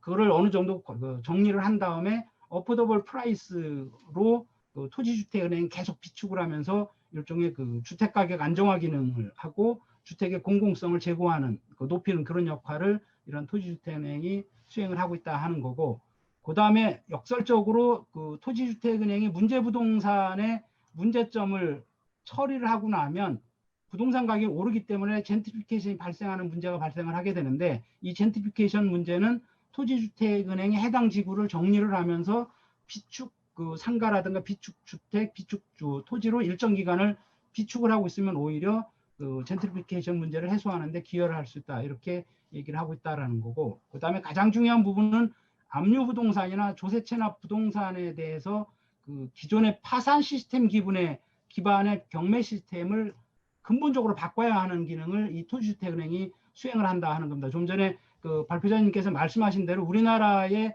채무조정 같은 경우는 기본적으로 채무조정이나 채권 회수에 기반을 두고 있는데, 미국의 토지주택은행의 경우에는 그러한 그 역의 투자가 관점에 부실채권 정리에 포커스를 두는 것이 아니라 그 배후가 되는 담보부동산의 그 처리에 있어서 그 원래 그 부동산의 주인이나 그 지역사회의 관점에서 이 압류부동산을 어떻게 유용하게 처리할 수 있느냐, 여기에 초점을 둔다. 즉 금융기관의 부실채권 회수에 초점을 두는 것이 아니라 거주자와 거주 지역사회의 이해관계에 입각해서 그 문제부동산을 처리하는 그러한 기능을 1차적으로 수행하고 있다는 데서 우리가 그 미국의 토지주택은행의 순기능을 찾을 수 있다는 거고, 그 이외에도 그 커뮤니티 랜드 트러스트라든가 사회적 기업, 협동조합 이러한 비영리 조직과 연계를 해서 그런 문제부동산을 함께 그 처리해주는 그러한 일들을 토지주택은행이 처리를 함으로써 사회적 경제 기반을 강화하는 역할도 토지주택은행이 처리를 해주고 있다. 그 다음에 그 자연재해가 이렇게 발생했을 경우, 요즘 같은 코비드가 되겠는데, 이런 경우에도 이러한 토지주택은행을 활용을 하고 있다라는 것을 말씀드릴 수가 있습니다. 이렇게 본다면 마지막으로 정리를 하자면 우리나라에서도 주택 부실채권 처리와 가계 위기에 대응하기 위해서 미국식의 토지은행 모델을 적극적으로 고려를 할 필요가 있다. 기본적으로는 현재 한국 토지주택공사가 하고 있는 그 부동산 가격 상승 기반형 그 주택은행 시스템이 아니라 위기 대응형 토지주택은행 시스템으로 확장을 해야 한다라는 거고, 그러기 위해서는 현재 그 공공토지 비축에 관한 법률에 의한 토지은행의 그 독립 개정 방식의 토지은행을 버리고 각 지방정부와 그 별도의 독립공사를 통한 토지주택은행을 통해서 그 독립기능을 수행하는 것이 필요하겠다 하는 거고, 이를 통해서 토지은행이 하우스푸어라든가 부실채권, 그 다음에 그 쇠퇴지역, 그 다음에 또는 자연재해를 맞는 어떤 급격한 위기적 이런 부분에서 그 토지주택의 그 본성을 회복하고 금융자본 논리 중심의 부실채권 처리 방식을 좀 벗어날 필요가 있다. 그래서 기본적으로 거주성 회복에 우선을 두는 토지주택은행으로 그 전환을 해야 한다. 이렇게 말씀을 드릴 수 있을 것 같습니다. 예, 이상입니다. 예, 김유창 교수님 감사합니다. 토론이라기보다는 연구 보고서 한 권을 읽은 느낌입니다. 아마도 김유창 교수님께서 말씀하신 부분은 그동안은 우리가 신자유주의 체계에서 가계부채 문제가 단순히 이 거주자들의 주택을 매수하는 데 필요한 자금을 제공한다라는 차원을 넘어서 주택의 양극화, 자산의 양극화를 초래하고 그로 인해서 위기 시에 또는 평상시에도 지속적인 위기가 발생할 수밖에 없는 체제를 만들어 왔다. 따라서 이제 부의 민주화를 위한 전략을 추구할 필요가 있다라고 말씀을 하셨고, 그에 대한 대안으로서 미국의 토지은행 제도를 적극적으로 좀 활용하는 게 어떻겠느냐. 이 토지은행이 경제 위기 시의 대응 모델뿐만 아니라 평상시에도 이런 제도를 통해서 사람과 지역사회 중심으로, 즉 채권 회수 기능의 중심이 아닌 사람과 지역사회 중심으로 좀 바뀔 필요가 있다. 이를 위해서 독립적인 어떤 투자은행을 설립을 통해서 적극적인 사람과 지역사회를 회복시킬 수 있는 그런 방향으로 이 제도를 활용할 필요가 있다라는 말씀을 해주셨습니다. 예, 김우창 교수님 감사하고요. 두 번째로는 천연숙 원장님 의견을 듣도록 하겠습니다. 네, 이게 좋은 주제로 세미나를 진행하는데 제가 토론을 하게 돼서 참 영광이라고 생각합니다. 굉장히 어려운 주제여서 제가 저 나름대로 공부하는 기회가 됐던 것 같습니다. 그러면 제 의견을 좀 말씀드려보도록 하겠습니다. 현재 아직까지는 부동산 가격이 상승 국면에 있고 우리나라는 LTV를 굉장히 강력하게 규제하고 있고 또 아직까지는 저금리가 유지되고 있기 때문에 제 생각에는 현재 시점에서 이 가계부채 문제가 급격하게 불량화될 가능성은 아직은 없다고 생각을 합니다. 그렇지만 그 소득이 정체되는 데 비해서 가계부채 증가 속도가 굉장히 빨라서 금리 인상 등의 외부 충격이 가해지게 되면 가계 부실 문제가 급격히 초래할 가능성이 늘. 천연수 원장님. 네. 예, 토론 중에 죄송한데요. 화면 너무 끝에 있어서. 네. 화면 가운데로 조금. 어떻게 하면. 예, 오른쪽으로 움직이시면 되는데 아니면 컴퓨터를 약간 좀 돌리셔도. 좀 나아졌나요? 별로 차이가 없습니다. 화면 가운데로 좀 오셨으면 좋겠는데. 아니, 예, 그 정도면 네. 그 정도면 괜찮습니다. 네. 예. 네.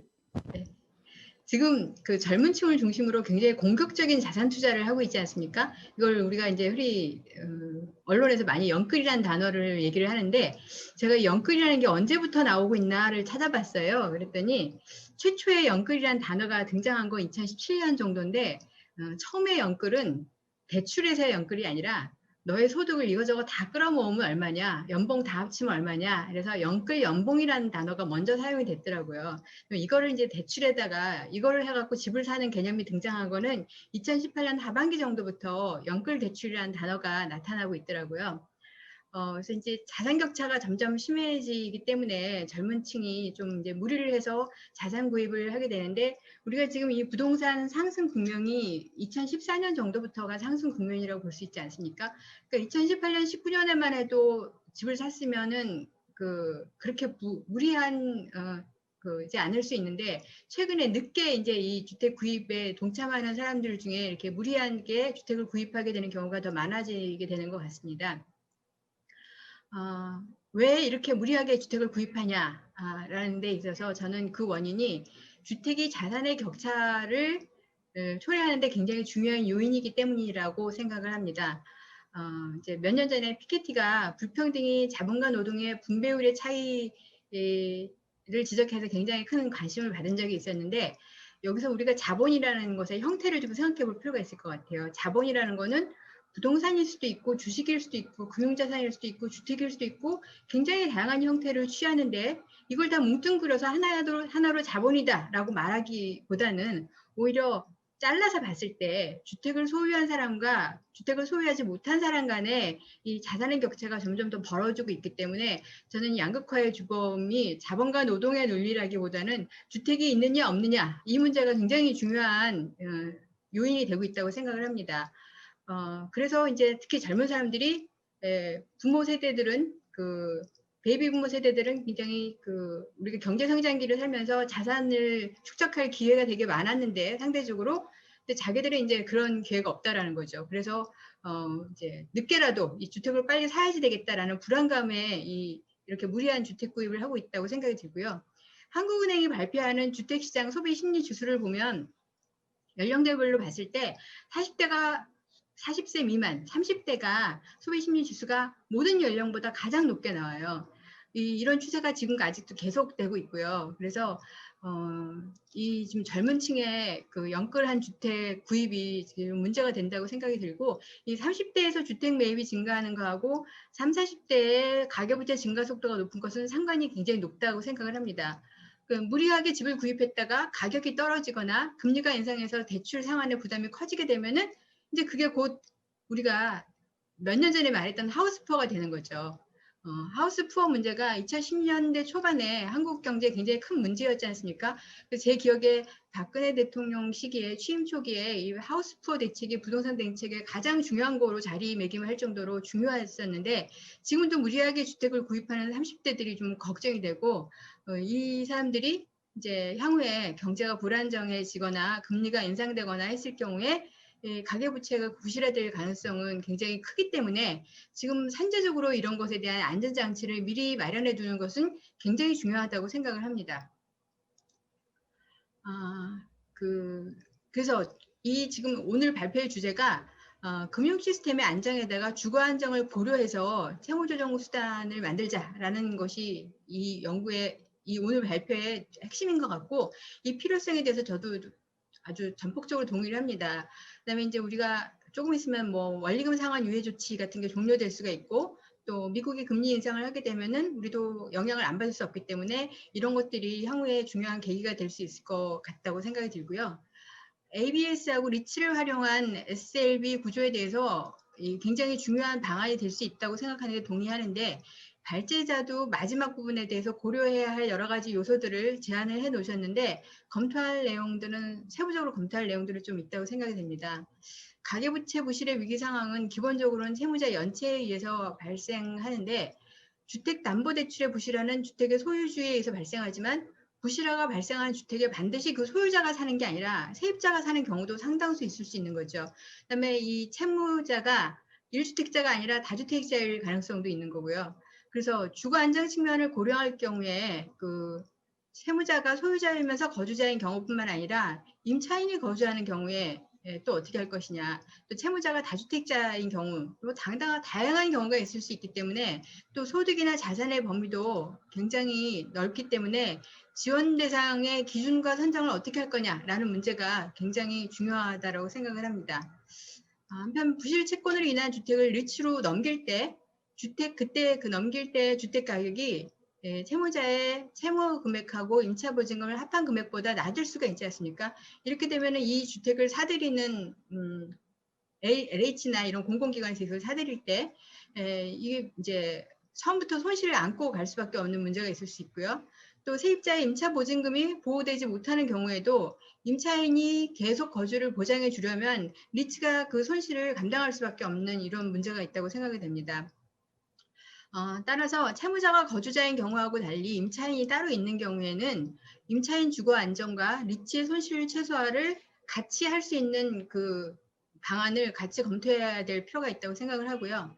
또 LH, SH 등의 공공사업자가 매입해서 매입임대 주택으로 활용하는 거하고 결합하는 방식을 검토해 보는 건 굉장히 좋다고 생각을 하는데 근데 이렇게 하려면 현재 우리나라가 갖고 있는 매입임대 주택은 아파트는 매입하지 못하도록 되어 있어요.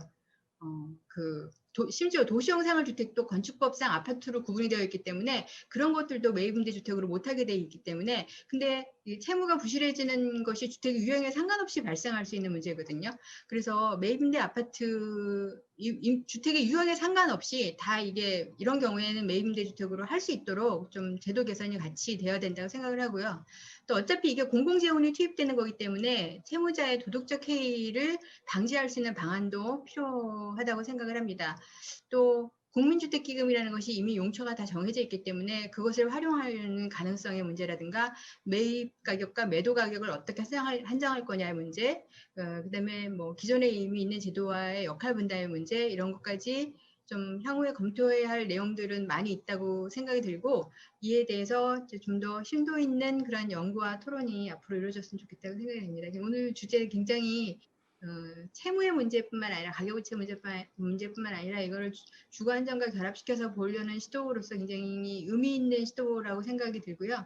지금 당장 문제가 되지는 않지만 향후를 고려했을 때 우리가 미리미리 이런 검토안을 준비할 필요성이 있다는 측면에서 굉장히 중요하고 의미 있는 발표였다고 생각을 합니다.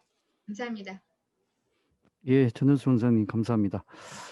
천 원장님 말씀은 뭐 영끌이라고 하는 현상이 나타나게 된 계기, 그 안에서 젊은 세대가 주택을 많이 구입하고 대출도 많이 받기 때문에 위기 시에 하우스푸어 문제가 발생할 가능성, 이런 가능성에 대한 선제적 연구의 중요성에 대해서 말씀을 해주셨고, NPL의 인수 가격, 또 SLB 리츠가 주택을 매수하는 가격, 또 임차 보증금 반환 보증에 관한 문제, 그다음에 매입임대주택 프로그램과 연계할 때 필요한 제도 개선, 그다음에 주택 도시기금의 역할의 어떤 개선, 그리고 가장 중요한 도덕적 해이를 어떻게 방지할 것인가에 관한 말씀을 해주셨습니다. 예, 다음으로는 김진웅 교수님의 토론을 듣도록 하겠습니다. 네, 토론하도록 하겠습니다. 일단은 발제하느라 민성훈 교수님께서 고민 많이 하셨던 것 같고요. 연구가 지금 진행 중인 거죠. 다 종료가 된 건 아니신 것 같고요. 그렇죠? 그런 차원에서 조금 드릴 말씀도 있을 것 같습니다. 일단 첫 번째는 앞부분에서 저는 되게 좀 좋은 것 같아요. 어떤 부분이 좋냐면은 지금 주거 안정이라고 흔히 이야기하면은 흔히 공공임대 주로 임차에 대한 제도만으로 가지고 이야기하는데, 아까 김영찬 교수님 물론 다른 각도에서 이야기하셨지만 에셋 베이스드 웰페어가 정부가 그렇게 원해서 도구마를 그렇게 가지고서 가는 부분도 있을 수 있겠지만은 청년들 내지 사회초년 가구가 자가에 대한 선호가 의외로 높습니다. 그리고 서울 같은 경우에는 장기적으로 그와 같은 소득도 발생할 가능성이 높고, 자가를 선호하는 그런 가구가 지금 대출의 힘을 빌려서 자가를 원하는 가구가 분명히 존재하기 때문에, 또 지금과 같이 주택 가격이 상승하는 차원에서는 그 대출의 힘을 빌리지 않고서는 자가를 영원히 달성하지 못하는 그런 것이 있기 때문에 가계대출이 급증하고 있다는 것이 자꾸 문제만 돼서는 안 될 것 같고요. 이렇게 감당 가능한 장기적인 소득으로 지탱할 수 있는 가계대출은 저희가 분리해서, 특히 사회초년 가구의 경우에는 분리해서 접근하는 것을 저희가 더 이상 하지 않으면은 안 되는 것이 현재 시기의 트렌드인 것 같아요. 그래서 그런 부분에서는 조금 의원님께서도 지금 계속 자리해 주고 계시지만은 조금 전향적으로 좀 사회초년 가구 LTV에 대해서는 좀 생각을 하셔야 에셋 베이스드 웰페어 차원이 아니더라도 실제 그들의 선호 차원에서도 되게 중요한 부분일 수 있다는 점을 먼저 말씀을 드리고 싶고요. 본격적으로 이 논의에 들어가기 앞서서 사실은 민성훈 교수님 발표 중에서 되게 좀 마지막으로 갈수록 되게 기대가 좀 컸었는데 너무 빠르게 요약을 해주셔가지고 되게 많이 궁금하거든요. 그 부분이 어떻게 좀 작동을 할까. 근데 그 부분에 대해서는 김용찬 교수님 발표 내지 토론에서, 발표이실지 토론이실지 그 부분에서 사실은 답을 많이 가지고 계시더라고요. 그래서 토지은행으로 좀 많은 부분 해결을 할 수 있을 것 같다라는 그런 제안에는 뭐 충분히 가능하다고 느껴지고요. 근데 토지은행으로 가기 전에, 이게 LH의 업무가 되기 전에 사실은 여러 가지 해야 될, 점검해야 될 일이 많다라고 생각이 됩니다. 제가 토지은행에 대한 악감정을 가지고 있어서가 아니라, LH가 이 일을 맡는 것에 있어서 반감을 가지고 있어서가 아니라, LH 주체 행사에서 이런 말씀을 드리는 것이 좀 그렇지만은, 그 전에 좀 더 저희가 좀 합리적으로 좀 챙겨야 될 부분들이 좀 있지 않나 생각이 되고요. 그 지점들을 좀 말씀을 드리면은, 현재 허그나 HF 내지 그 캠코의 좀 채권 추심의 과정을 조금 매뉴얼 단계에서부터 조금 차근차근히 좀 봐야 되지 않을까 싶습니다.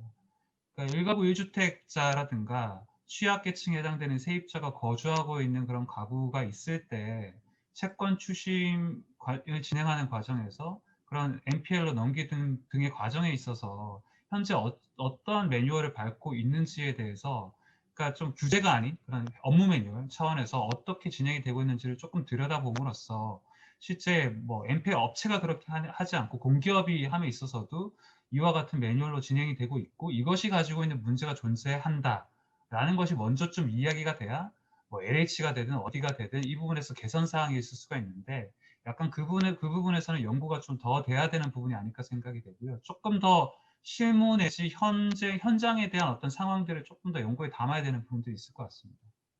그리고 두 번째 조금 더 연구해서 더 봐야 되는 이슈는 그래서 뭐 예를 들어서 그런 거죠. 전체 사실은 주거 안정을 달성해야 되고 그와 같은 서비스를 연결해 줘야 되는 그러한 좀 전체 물량이 한 어느 정도인데 그 중에서 현재 아까 캔코에 뭐 10여 건을 말씀을 하셨고 그 채무 조정에 대해서 가까이 건수를 말씀을 하셨는데 그 중에서 이것이 차지하는 비중이 이 정도다라는 그 비율을 좀 이야기해야 과연 현재 우리가 지금 적절히 대응하고 있는지 적절히 대응하지 않고 있는지가 조금 나오는데 그 발제하시는 가운데서도 그런 말씀이 나오셨지만은 데이터가 부족해서일지 몰라도 현재 우리가 어느 정도를 못하고 있는지에 대한 지표도 사실은 좀 없거든요. 그런 부분이 존재하지 않는다라는 것은 알겠는데 전체의 필요성에 비해서 어느 정도가 우리가 지금 해야 되는 것인지 한 기관이 감당할 수 있는 것인지 나눠서 감당해야 되는지 그 전체 파이가 좀 잘 안 보인다는 느낌이 조금 있어요.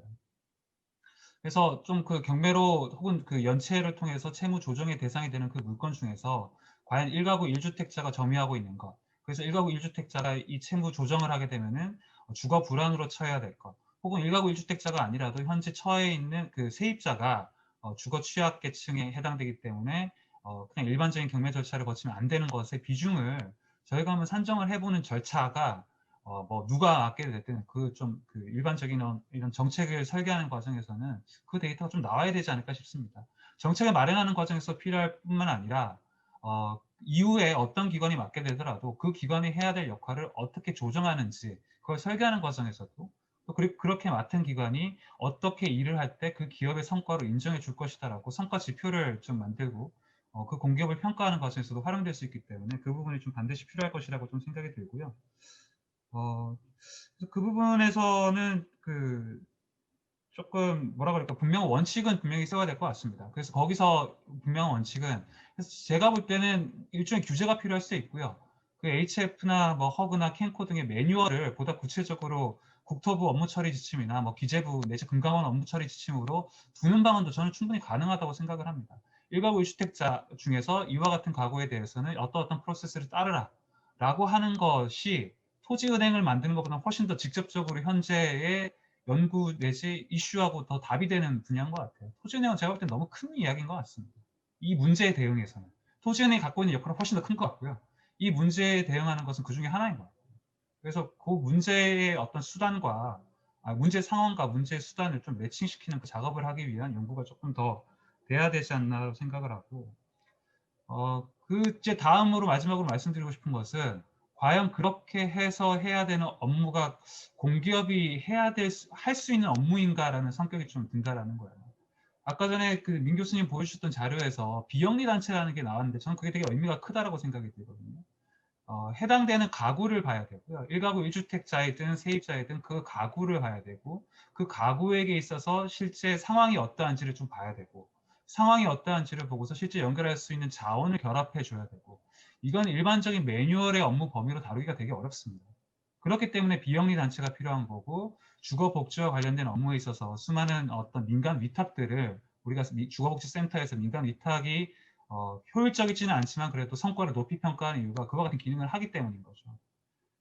지금 현재 그와 같은 복지에 대한 업무가 지금 이쪽으로 옮아올 수 있기 때문에 그 점에 있어서는 과연 이 부분이 공기업이 할 수 있는 그 역량인가 내지 업무인가에 대한 근본적인 퀘스천이 좀 필요해 보여요. 그래서 무리하게 확장 내지 이게 LH 업무다, 뭐 혹은 캔코가 해야 될 업무다 확장을 하기 이전에 이 기능이 어떻게 필요하고 이 역량을 어떻게 시스템화할 것인가에 대한 논의가 먼저 있으면 좋겠고요. 그 다음에 업무를 좀 정했으면 좋겠습니다. 이게 일반적인 예산 집행과는 반대에 놓일 수 있죠. 일반적인 예산 집행 내지 정책은 예산이 먼저 부여가 돼야 다 움직이는 게 일반적인 원리겠지만은, 그래도 지금 어차피 제도 설계 차원에서 이야기를 좀 근본적으로 하자면은 그와 같은 접근이 현 단계에서는 좀 필요하지 않을까. 네, 그 말씀을 조금 드리고 토론을 마무리하도록 하겠습니다. 제가 2분 정도 아낀 것 같습니다. 네, 예, 감사합니다. 김진영 교수님 감사합니다. 시간 아껴주셔서. 김진영 교수님 말씀은 이러한 일의 필요성, 그러니까 채권 추심 과정에서 주거 안정이라고 하는 것을 도모하는 것의 필요성에 대해서는 충분히 공감하지만, 사전적으로 기존의 공기업, 뭐 허그나 HF나 캠코나 이런 데서 하고 있는 이 채권 추진 과정에서 주거 안정을 도모할 수 있는 방안도 있을 수 있지 않겠느냐. 그다음에 이제 문제는 충분히 이해하지만 이 문제에 대한 대응 방안이 과연 적절하냐. 그다음에 이제 비영리 이 단체의 중요성을 말씀하시면서 현재의 공기업이 그런 역할들을 담당하기에 적정하냐.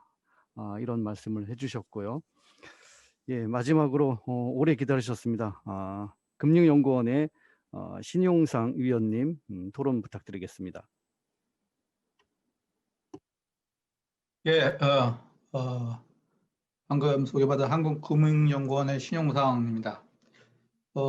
이번 토론회에 참여하면서 주거 취약층 보호를 위한 그간의 이제 국회와 LH공사, 그다음에 오늘 민상훈 교수님의 고민을 들을 수 있어서 감사했습니다. 이런 고민을 해주시고 계신데 대해 뭐 국민의 한 사람으로 일단 감사를 드리고요. 또 관련 연구자의 한 사람으로서 상당히 이게 안심이 됩니다. 제가 이번 그 발표도 듣고 토론도 들으면서 일단 짚고 넘어가야 될 것은 뭐냐면 이게 뭐 그 취약계층들을 위해서, 주거 취약계층과 한계차주들을 위한 것들을 잘해보자, 뭐 이런 얘기들은 그동안에 계속 있어 왔고 항상 있었던 얘기라고 생각합니다. 그런데 오늘 발표해 주시는 우리 민 교수님의 발표를 보면서 제가 좋았다라고 생각된 건 뭐냐면, 당연히 또 평가를 받아야 된다고 생각하는 부분은 구체적 모델을 좀 제시해 주셨다는 거예요. 그래서 맨 뒤에 페이지에 보면 그런 내용들이 쭉 있는데, 아까 그 우리 김주현 교수님도 아쉬움을 좀 말씀드렸지만 그걸 좀 자세히 좀 말씀해 주셨으면 좋겠다. 그리고 또 그 부분들이 좀 앞으로 잘 구체화됐으면 좋겠다라는 걸 전제로 해서 오늘 코멘트를 시작하겠습니다. 저는 저희 연구원에서 주로 이제 실물 자산 시장과 부동산 금융 쪽을 들여다보고 있기 때문에 오늘 논평도 주로 이제 주거 취약계층과 한계차주를 위한 현행 채무 조정의 문제점과, 그래서 이 새로운 시스템이 필요하다는 것에 대한 어떤 문제 제기인 거고요. 그리고 또 민상훈 교수님이 발표해 주신 ABS 발행과 리츠를 통해서 주택 관련 부실채권 활용 모델을 실제로 어떻게 작동하게 할 것인가, 그리고 이게 지속 가능한 모델이 될 것인가, 그러기 위해서는 어떤 전제 조건들이 충족이 돼야 될까, 관련된 부분을 이제 금융적 측면을 중심으로 일부 좀 말씀을 드리고자 합니다. 먼저 현행 국내 채무조정 제도의 문제점을 한번 짚어보겠습니다. 뭐 다 아시는 얘기긴 하지만 그래도 먼저 좀 짚어보고, 왜 지금 민 교수님께서 발표해 주신 그런 시스템이 필요한가에 대한 전제 한번 사전적으로 한번 말씀을 드리겠습니다. 현행 국내 요 관련해서는 토론회 자료 51페이지, 50페이지에 좀 요약이 돼 있으니까요. 그거 좀 참고하시면 될 것 같고요. 현행 국내 채무조정 제도는 크게 돈을 빌려던 채권자죠. 채권자인 금융기관과 신복위 중심의 이제 사적 채무조정과 법원 중심의 법정 채무조정으로 이렇게 대별이 됩니다. 대별이 되는데, 일단 여기서 제기하고 싶은 핵심 문제 제기는 사적 채무조정 과정과 관련해서 대출 취급 금융회사의 채무자, 주거 취약자의 신용회복과 주거권에 대해서 현행 채무조정 시스템이 관심이 없다는 거예요.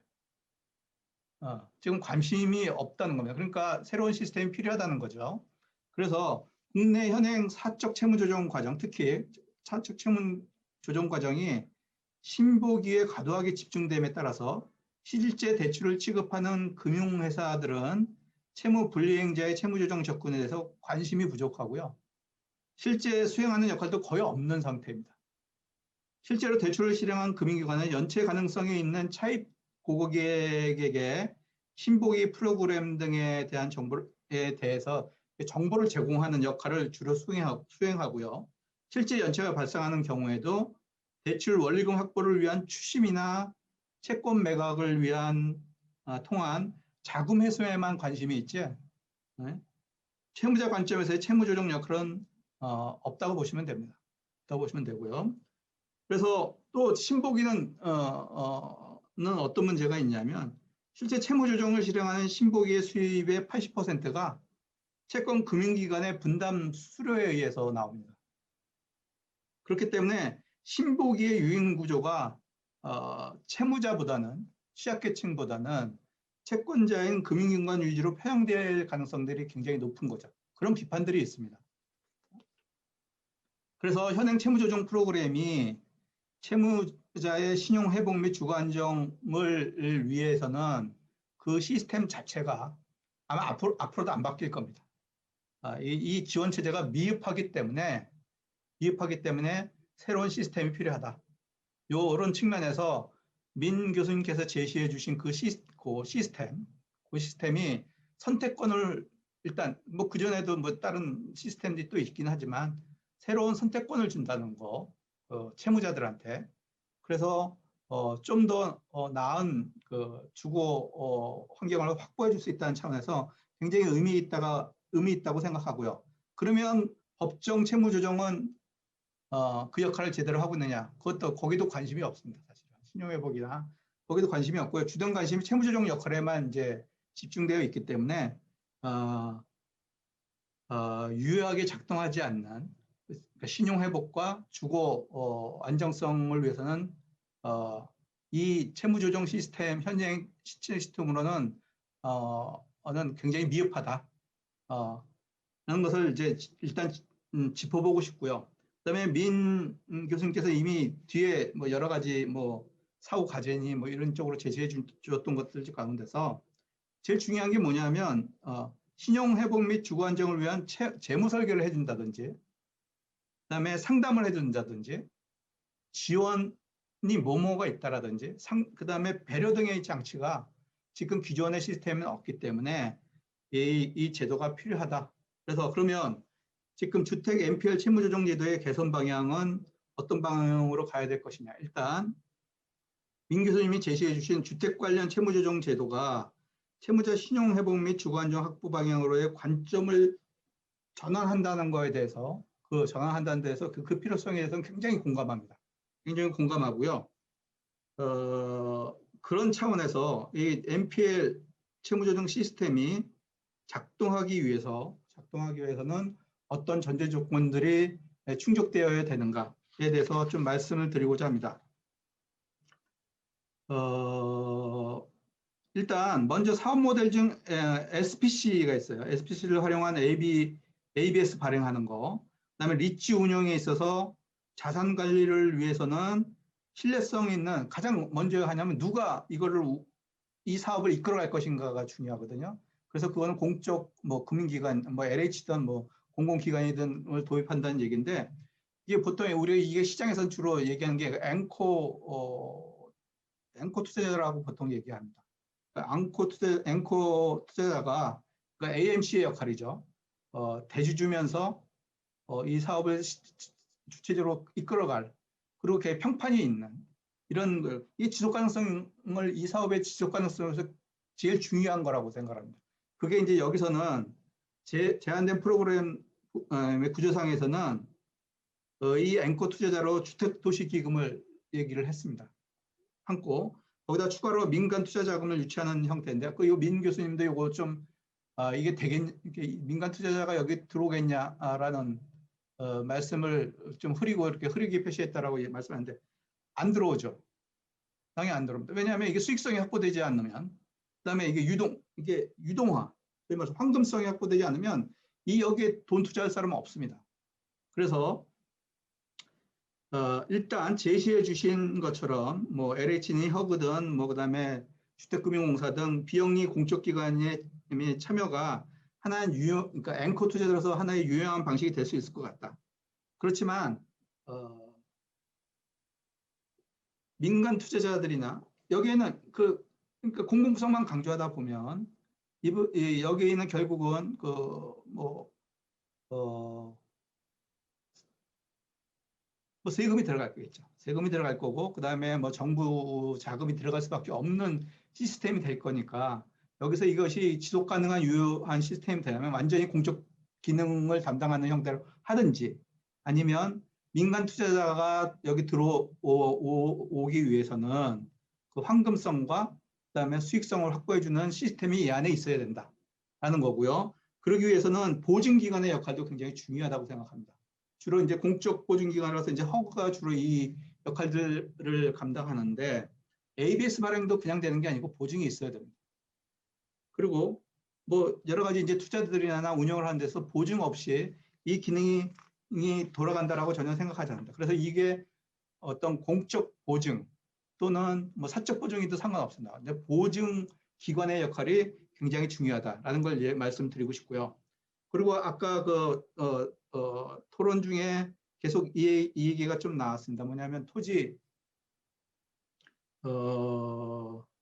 토지은행과 관련된 얘기인데요. 이게 SLB 리츠의 작동을 위해서는 상당한 정도의 임대 물량 확보가 굉장히 중요하고요. 그런 측면에서 토지은행 방식의 공공주택 비축 방안을 제시해주고 계신데 뭐 좋다라고 생각합니다.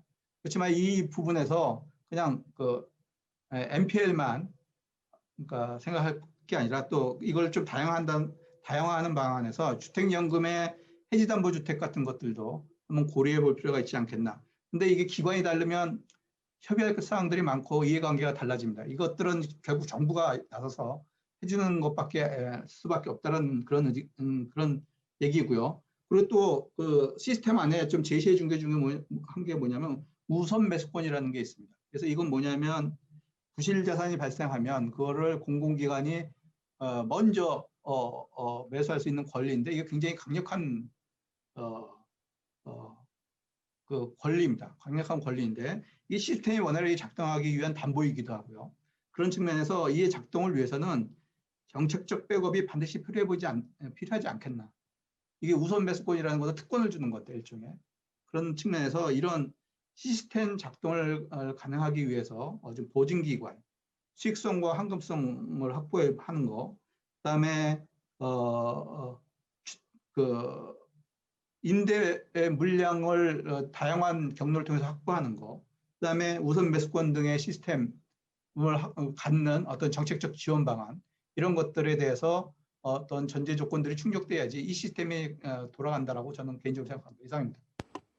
예, 신은상 박사님 감사합니다.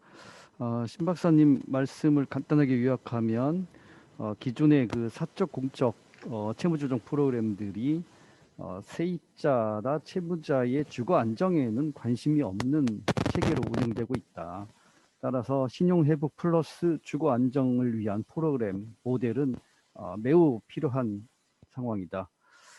이를 위한 전제 조건으로 공공성 강화와 수익성 확보를 어떻게 확보할 것인가. 또한 이제 보증기관의 중요성 그리고 우선 매수권과 같은 어떤 강력한 권한을 확보하려면 정책적 백업이 필요하다라고 요약할 수가 있겠습니다. 예, 혹시 유튜브에 의견이 들어왔나 확인해 보니까 유튜브에 특별한 의견은 없는 것 같습니다. 이상으로 네 분의 토론 말씀을 들었는데요. 마지막으로 토론자의 의견에 대한 민성원 교수님의 의견을 듣도록 하겠습니다. 예, 네 분 토론자 분들의 의견 정말 감사합니다. 제가 이 마스크를 끼고 말을 빨리 하다 보니까 정신이 막 혼미해지는 가운데 3분 남았다는 메모를 받고 제일 중요한 마지막 2페이지를 제대로 설명을 잘 못했는데요. 뭐 그럼에도 불구하고 제가 충분히 설명드린 것 이상의 이제 코멘트를 다들 해주셔서 많은 참고가 될 것 같습니다. 제가 이 연구를 처음 이제 시작한 게 지난 가을인데요. 그때는 오늘 우리 이 세미나 하고 있는 오늘쯤 됐을 때 어떤 모습일지 상상이 가지 않았습니다. 그래서 이 연구의 기본 그 베이스는 그러니까 위기 상황에 대한 대응 모델이거든요. 그러니까 일상적인 상황에서 늘 작동하는 그런 주거 안정이나 주거 복지 제도라기보다는 금융 시스템에 이제 불안이 왔을 때, 사실 그때는 우리 그 90년대 말 외환위기 같은 거 생각해 보면 시스템 안정이 최우선 과제일 수밖에 없고, 그때 부실채권 정리 기금이 운영되고 있고 캠코가 그 역할을 할 때를 생각해 보시면 아마 이제 작년에 제가 생각했던 문제의식을 이제 공감은 하실 수 있을 것 같은데요. 이제 그런 비슷한 상황이 또 왔을 때 금융 시스템을 안정시키고 채무 조정을 하는 것만으로 계속 반복해서 갈 것이냐, 그런 상황에서 좀 다른 주거 안정을 위한 제도가 필요하다 하는 게 기본 베이스였습니다. 그래서 제가 하고 있는 발표한 이 내용이 일상적인 상황에서도 계속 확정적으로 적용될 수 있는 모델이냐, 이제 이렇게 보면 사실 굉장히 많은 한계가 있고 또 다른 방법을 더 찾을 수 있었을 텐데 하는 이제 의견도 있을 거라고 생각을 하는데요. 오늘 주신 말씀 중에서 이제 몇 가지 말씀드리면, 우선은 주택담보대출은 특별하게 좀 취급할 필요가 있다, 위기의 상황에서 하는 게 이제 제 생각이고요. 근데 이것이 일상적인 규제와 같은 방식으로 이제 시장에 적용되는 것은 어쩌면 오히려 위험할 수 있다. 이것이 서민에 대한 주택담보대출 자체를 위축시키는, 그래서 장기적으로 보면은 오히려 주거 안정에 도움이 되지 못하는 상황으로 갈 수도 이제 있는, 이 점을 우리가 균형 있게 함께 고려해야 된다고 생각을 하고요. 그래서 순수하게 이제 위기 대응의 차원에서 이 그 대안들을 생각을 했고, 그 과정에서 이제 제가 그 매입 임대 사업이나 또는 그 토지은행 제도와 장기적으로 연계해서 한번 볼 필요가 있다는 말씀은 이제 드렸지만, 메인 모델로 당장 실행할 수 있는 이제 리츠를 가지고 이제 말씀드린 것도 뭐 그런 그 이유 중에 이제 하나입니다. 그래서 김영찬 교수님 말씀 주신 토지은행 제도를 토지주택은행으로 제도를 확대해서 장기적으로 이렇게 비축해가는 수단으로 활용하자. 그러니까 이것은 만들었다 없어졌다 할 수 있는 리츠에 비해서 훨씬 안정적이고 장기적인 이제 제도라고 생각을 합니다. 그래서 아까 김준영 교수님 말씀 주신 것처럼 아주 큰 그림에서 장기적으로 이게 추구할 가치는 이제 인정이 되지만, 제가 지금 하고 있는 이제 위기 대응 방안으로서는 이제 당장에 활용하기는 좀 이제 어렵고 장기 과제로 이제 함께 고려할 수 있을 것 같고요. 그리고 천연수 원장님께서 말씀 주신 여러 가지 이제 그 실무적인 그런 이슈들 중에서는 아까 이제 리츠가 잘 유지되기 위해서는 이제 그 손실이 나지 않고 저렴한 가격에서 사고 가격이 올랐을 때 팔고 뭐 하는 그런 것이 이제 이루어져야 되는데, 이게 일상적인 상황에서 계속 지속될 수 있을 거냐 하는 이제 염려, 그 부분도 이게 이제 그 위기 상황에 일시적으로 가동되는 어떤 수단이라는 그 측면에서 보면 그 이제 그 사이클을 가정을 하고 이제 들어가는 이 연구의 이제 베이스를 좀 이해해 주실 수 있을 것 같아요. 근데 여기서 제가 이제 추가적으로 하고 싶은 얘기는, 저는 어떤 위기 상황에서 주택을 이제 취득을 하게 됐을 때 그 가격이 오르면 금방 팔고 끝내는 이제 그런 제도로 끝나는 것보다는 그렇게 흡수한 주택을 매입임대나 토지은행이나 하고 연계시켜서 공공주택으로 장기적으로 비축하는 것에 대해서는 저는 이제 전적으로 찬성을 하거든요. 그래서 그거는 단계를 이게 위기 상황과 일상적인 상황으로 좀 나누어서 좀 그 방안을 한번 정리해 보는 방식으로 여러분들의 의견을 고민을 한번 그 연구에다가 반영을 한번 해보도록 하겠습니다. 네, 그리고 그 신용상 위원님께서 기존 채무조정 제도를 말씀을 주셨는데요. 이 채무조정이나 뭐 부실채권 정리하는 제도들은 뭐 우리나라뿐만 아니라 미국도 그렇고 대부분 금융 위기의 상황에서 막 발전을 해가고 있습니다. 이제 그러다 보니까 금융 시스템 안정에 포커스가 가 있을 수밖에 없고요. 그걸 나무랄 수 있는 상황은 아니라고 생각을 합니다. 그때는 또 그렇게 해야 되는 상황이기 때문에. 근데 이것이 이제 대부분 자본주의 국가에서 반복적으로 발생하고 있고, 이제 그때마다 똑같이 대응할 수는 없다 하는 게 이제 저의 생각이거든요. 근데 재빨리 채무 조정을 하고 또는 채권 회수를 해서 금융 시스템을 안정시키는 것이 본업인, 그게 주된 임무인 기관에게 주거 안정을 함께 요구하기는 굉장히 힘들다고 생각을 합니다.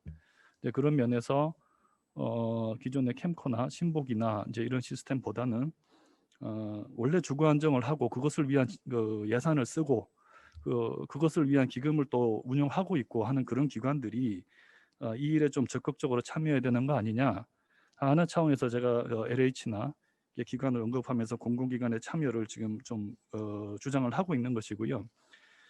그 과정에서 김준영 교수님 말씀 주신 이제 비영리 단체들의 참여를 이제 이끌어내고 활용하고 이제 그들이 주체로 또 참여할 수 있게 하는 것은 장기적으로 굉장히 필요한 숙제라고 생각합니다.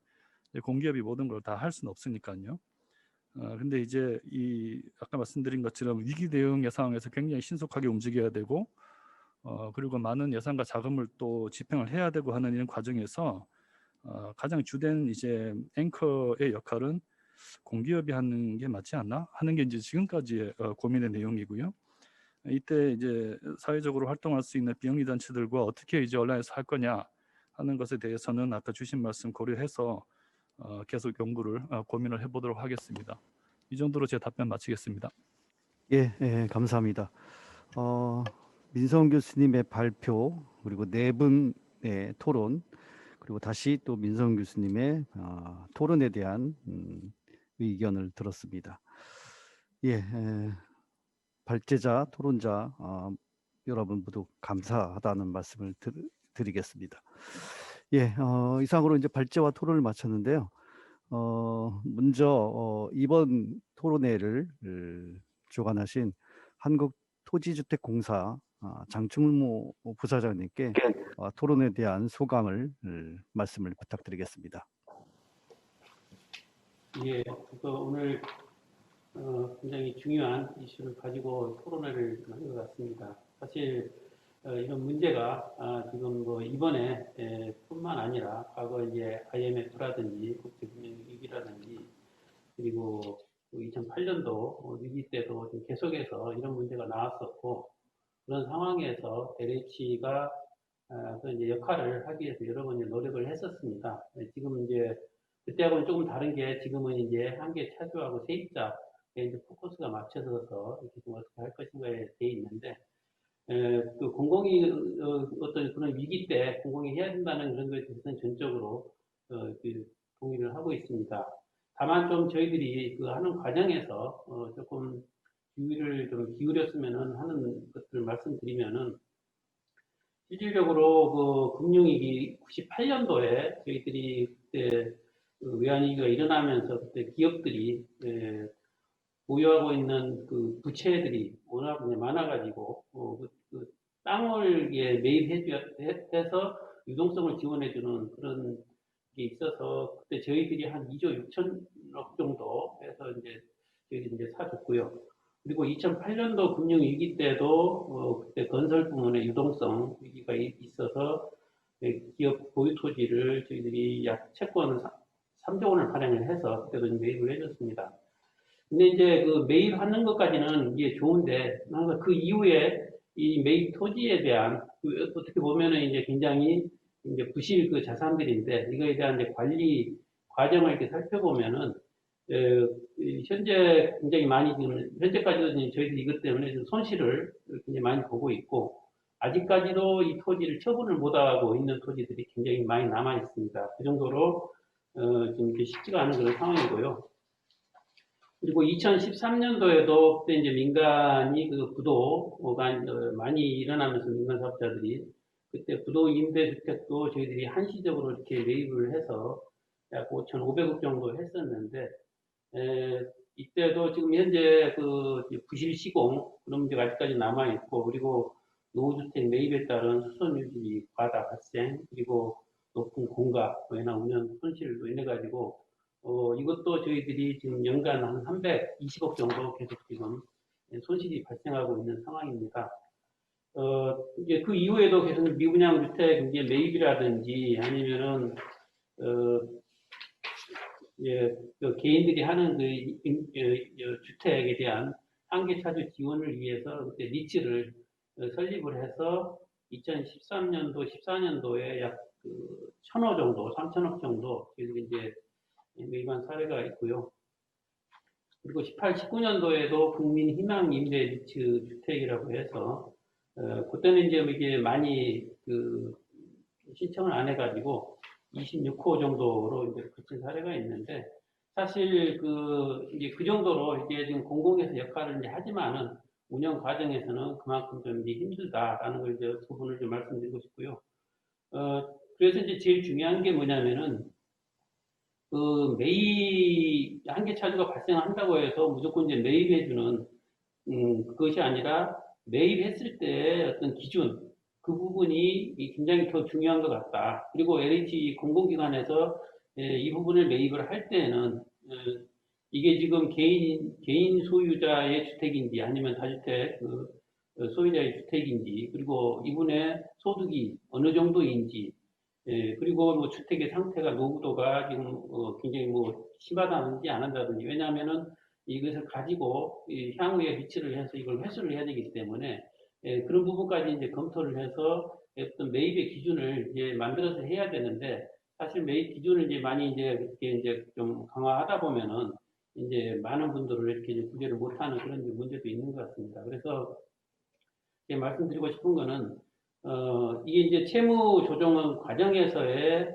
은행에서의 역할과 그다음에 LH가 그 임대주택 그 지원에 대한 그 부분과 그 연결 고리가 지금 끊어져서 지금 발생하는 그런 부분이기 때문에 좀 사전적으로 그 부분에서 어떤 교감이라든지 이런 부분을 좀 이게 더 강화하는 게 어떤가. 그리고 이제 그 현재 저희 LH 이제 공사법상에 법적으로 LH 역할을 보면은 이렇게 이제 부실채권에 대한 그 매입이라든지 이런 업무를 지금 할 수 없도록 그렇게 되어 있습니다.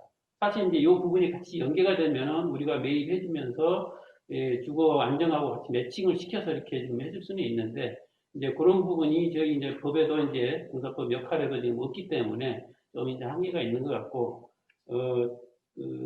전체적으로 뭐 이게 어떤 제도나 이런 부분들이 또 이제 되면은 각각의 법에 의해서 아니면 정부 지침에 따라서 이게 어떤 기준이 정해지고 하는 거기 때문에 LH에서는 적극적으로 그거에 대해서 할 생각을 가지고 있습니다. 다만 이제 그 과정에서 어떤 기준이나 이런 부분들이 조금 더 세분돼서 그리고 LH도 사업시행자로서 조금 이제 향후에 좀 손실을 안 보는 그런 이제 구조가 되었으면 하는 생각입니다. 이상입니다. 예, 말씀 잘 들었습니다. 아마도 이 사업을 하게 되면 중추적인 역할을 하게 될 거라는 생각에 아마 매입의 문제보다는 어떻게 관리할 것인가, 또 LH의 전체 사업에 미치는 영향도 함께 고려한 정책 대상의 특정이 매우 중요하다. 그리고 관련된 제도의 개선도 필요하다는 말씀 잘 들었습니다. 예, 다음으로 끝까지 이 토론회를 주최하시고 자리를 함께 해주셨던 양경숙 의원님의 마무리 말씀 부탁드리겠습니다. 네, 그 발제와 토론 너무 잘 들었습니다. 그리고 토론회를 훌륭하게 이끌어주신 임재만 교수님 고맙습니다. 특히 또 토론회를 함께 주관해주신 LH 공사의 그 장충모 부사장님 고맙습니다. 수고 많으셨고요. 말씀드리니까 기대도 아주 큽니다. 큰 역할을 잘 해주실 거라고 생각합니다. 또 그 한계차주와 부실 채권, 주택 부실 채권 실태 그리고 또 운영 현황 대안까지도 심도 있게 말씀해 주신 우리 민성훈 교수님 고맙습니다. 뭐 김용찬 교수님, 천연숙 원장님, 김준영 교수님, 또 신영상 위원님 모두 아주 주옥 같고 보석 같은 말씀들이었다고 생각합니다. 발제만 훌륭하신 게 아니라 토론하시는 모든 분들의 내용 하나하나가 역시 전문가들이 다르시구나 이런 생각을 했고 많이 배웠습니다. 지금 뭐 부동산 폭등과 폭락에 많이 서민들에게 그 미치는 영향은 박탈감뿐만 아니라 잘못하면 재앙 수준의 위기도 닥칠 수 있다고 생각합니다. 이 주거 불안의 문제나 어려움을 저는 누구보다도 잘 알고 있다고 생각합니다. 오늘 말씀해 주신 의견들, 고견들은 발제나 토론문은 물론이고 토론해 주신 내용도 잘 정리를 해서 자료집 형식으로 책자로 만들어서 모두 보내드리겠습니다. 그리고 또 청와대의 담당 부서, 또 국토교통부, 또 국토교통위원회 의원님들이나 기획재정위원회 의원님들 모두에게도 다 보내드려서 이 법과 제도를 보완하고 보강하면서 서민들의 주거 안정이 더 잘 될 수 있도록 하는 결과를 만들 때까지 저도 최선을 다하겠습니다. 이 LH 공사가 하는 방향이 또 선제적이고 맞다고 보기 때문에 도움이 필요하다면 다른 의원님들을 설득해서 함께 도와드리는 역할도 하겠다는 말씀을 드립니다. 아무튼 오늘 토론회에 참석해 주신 모든 분들께 진심으로 감사드립니다. 고맙습니다. 예, 양교승 의원님 감사합니다. 아마도 오늘 토론회에서 나왔던 여러 의견, 그다음에 또 특히 이제 제도 개선과 관련해서 양교승 의원님께서 큰 힘이 되어 주시기 부탁드리겠습니다. 네, 고맙습니다. 열심히 하겠습니다. 예, 감사합니다. 예, 이로써 오늘 토론회는 모두 마치기로 하겠습니다. 오늘 토론회가 관련 제도의 설계와 또 정책 개발에 큰 밑거름이 될 것으로 믿습니다. 특히 유튜브를 통해서 끝까지 함께해 주신 분께도 감사한 말씀을 드립니다. 이 토론회를 주최하신 양경숙 의원님과 진성준 의원님께 깊은 감사 말씀을 드리며 또 이 토론회를 주관하신 한국토지주택공사의 장충모 부사장님께도 깊은 감사의 말씀을 드립니다. 특히 오늘 발제를 해주신 민성 교수님과 토론회에 임해주신 김웅창 교수님, 천연승 원장님, 김준영 교수님, 신흥삼 박사님께도 깊은 감사의 말씀을 드립니다. 예, 이것으로 정책 토론회를 모두 마치도록 하겠습니다. 감사합니다.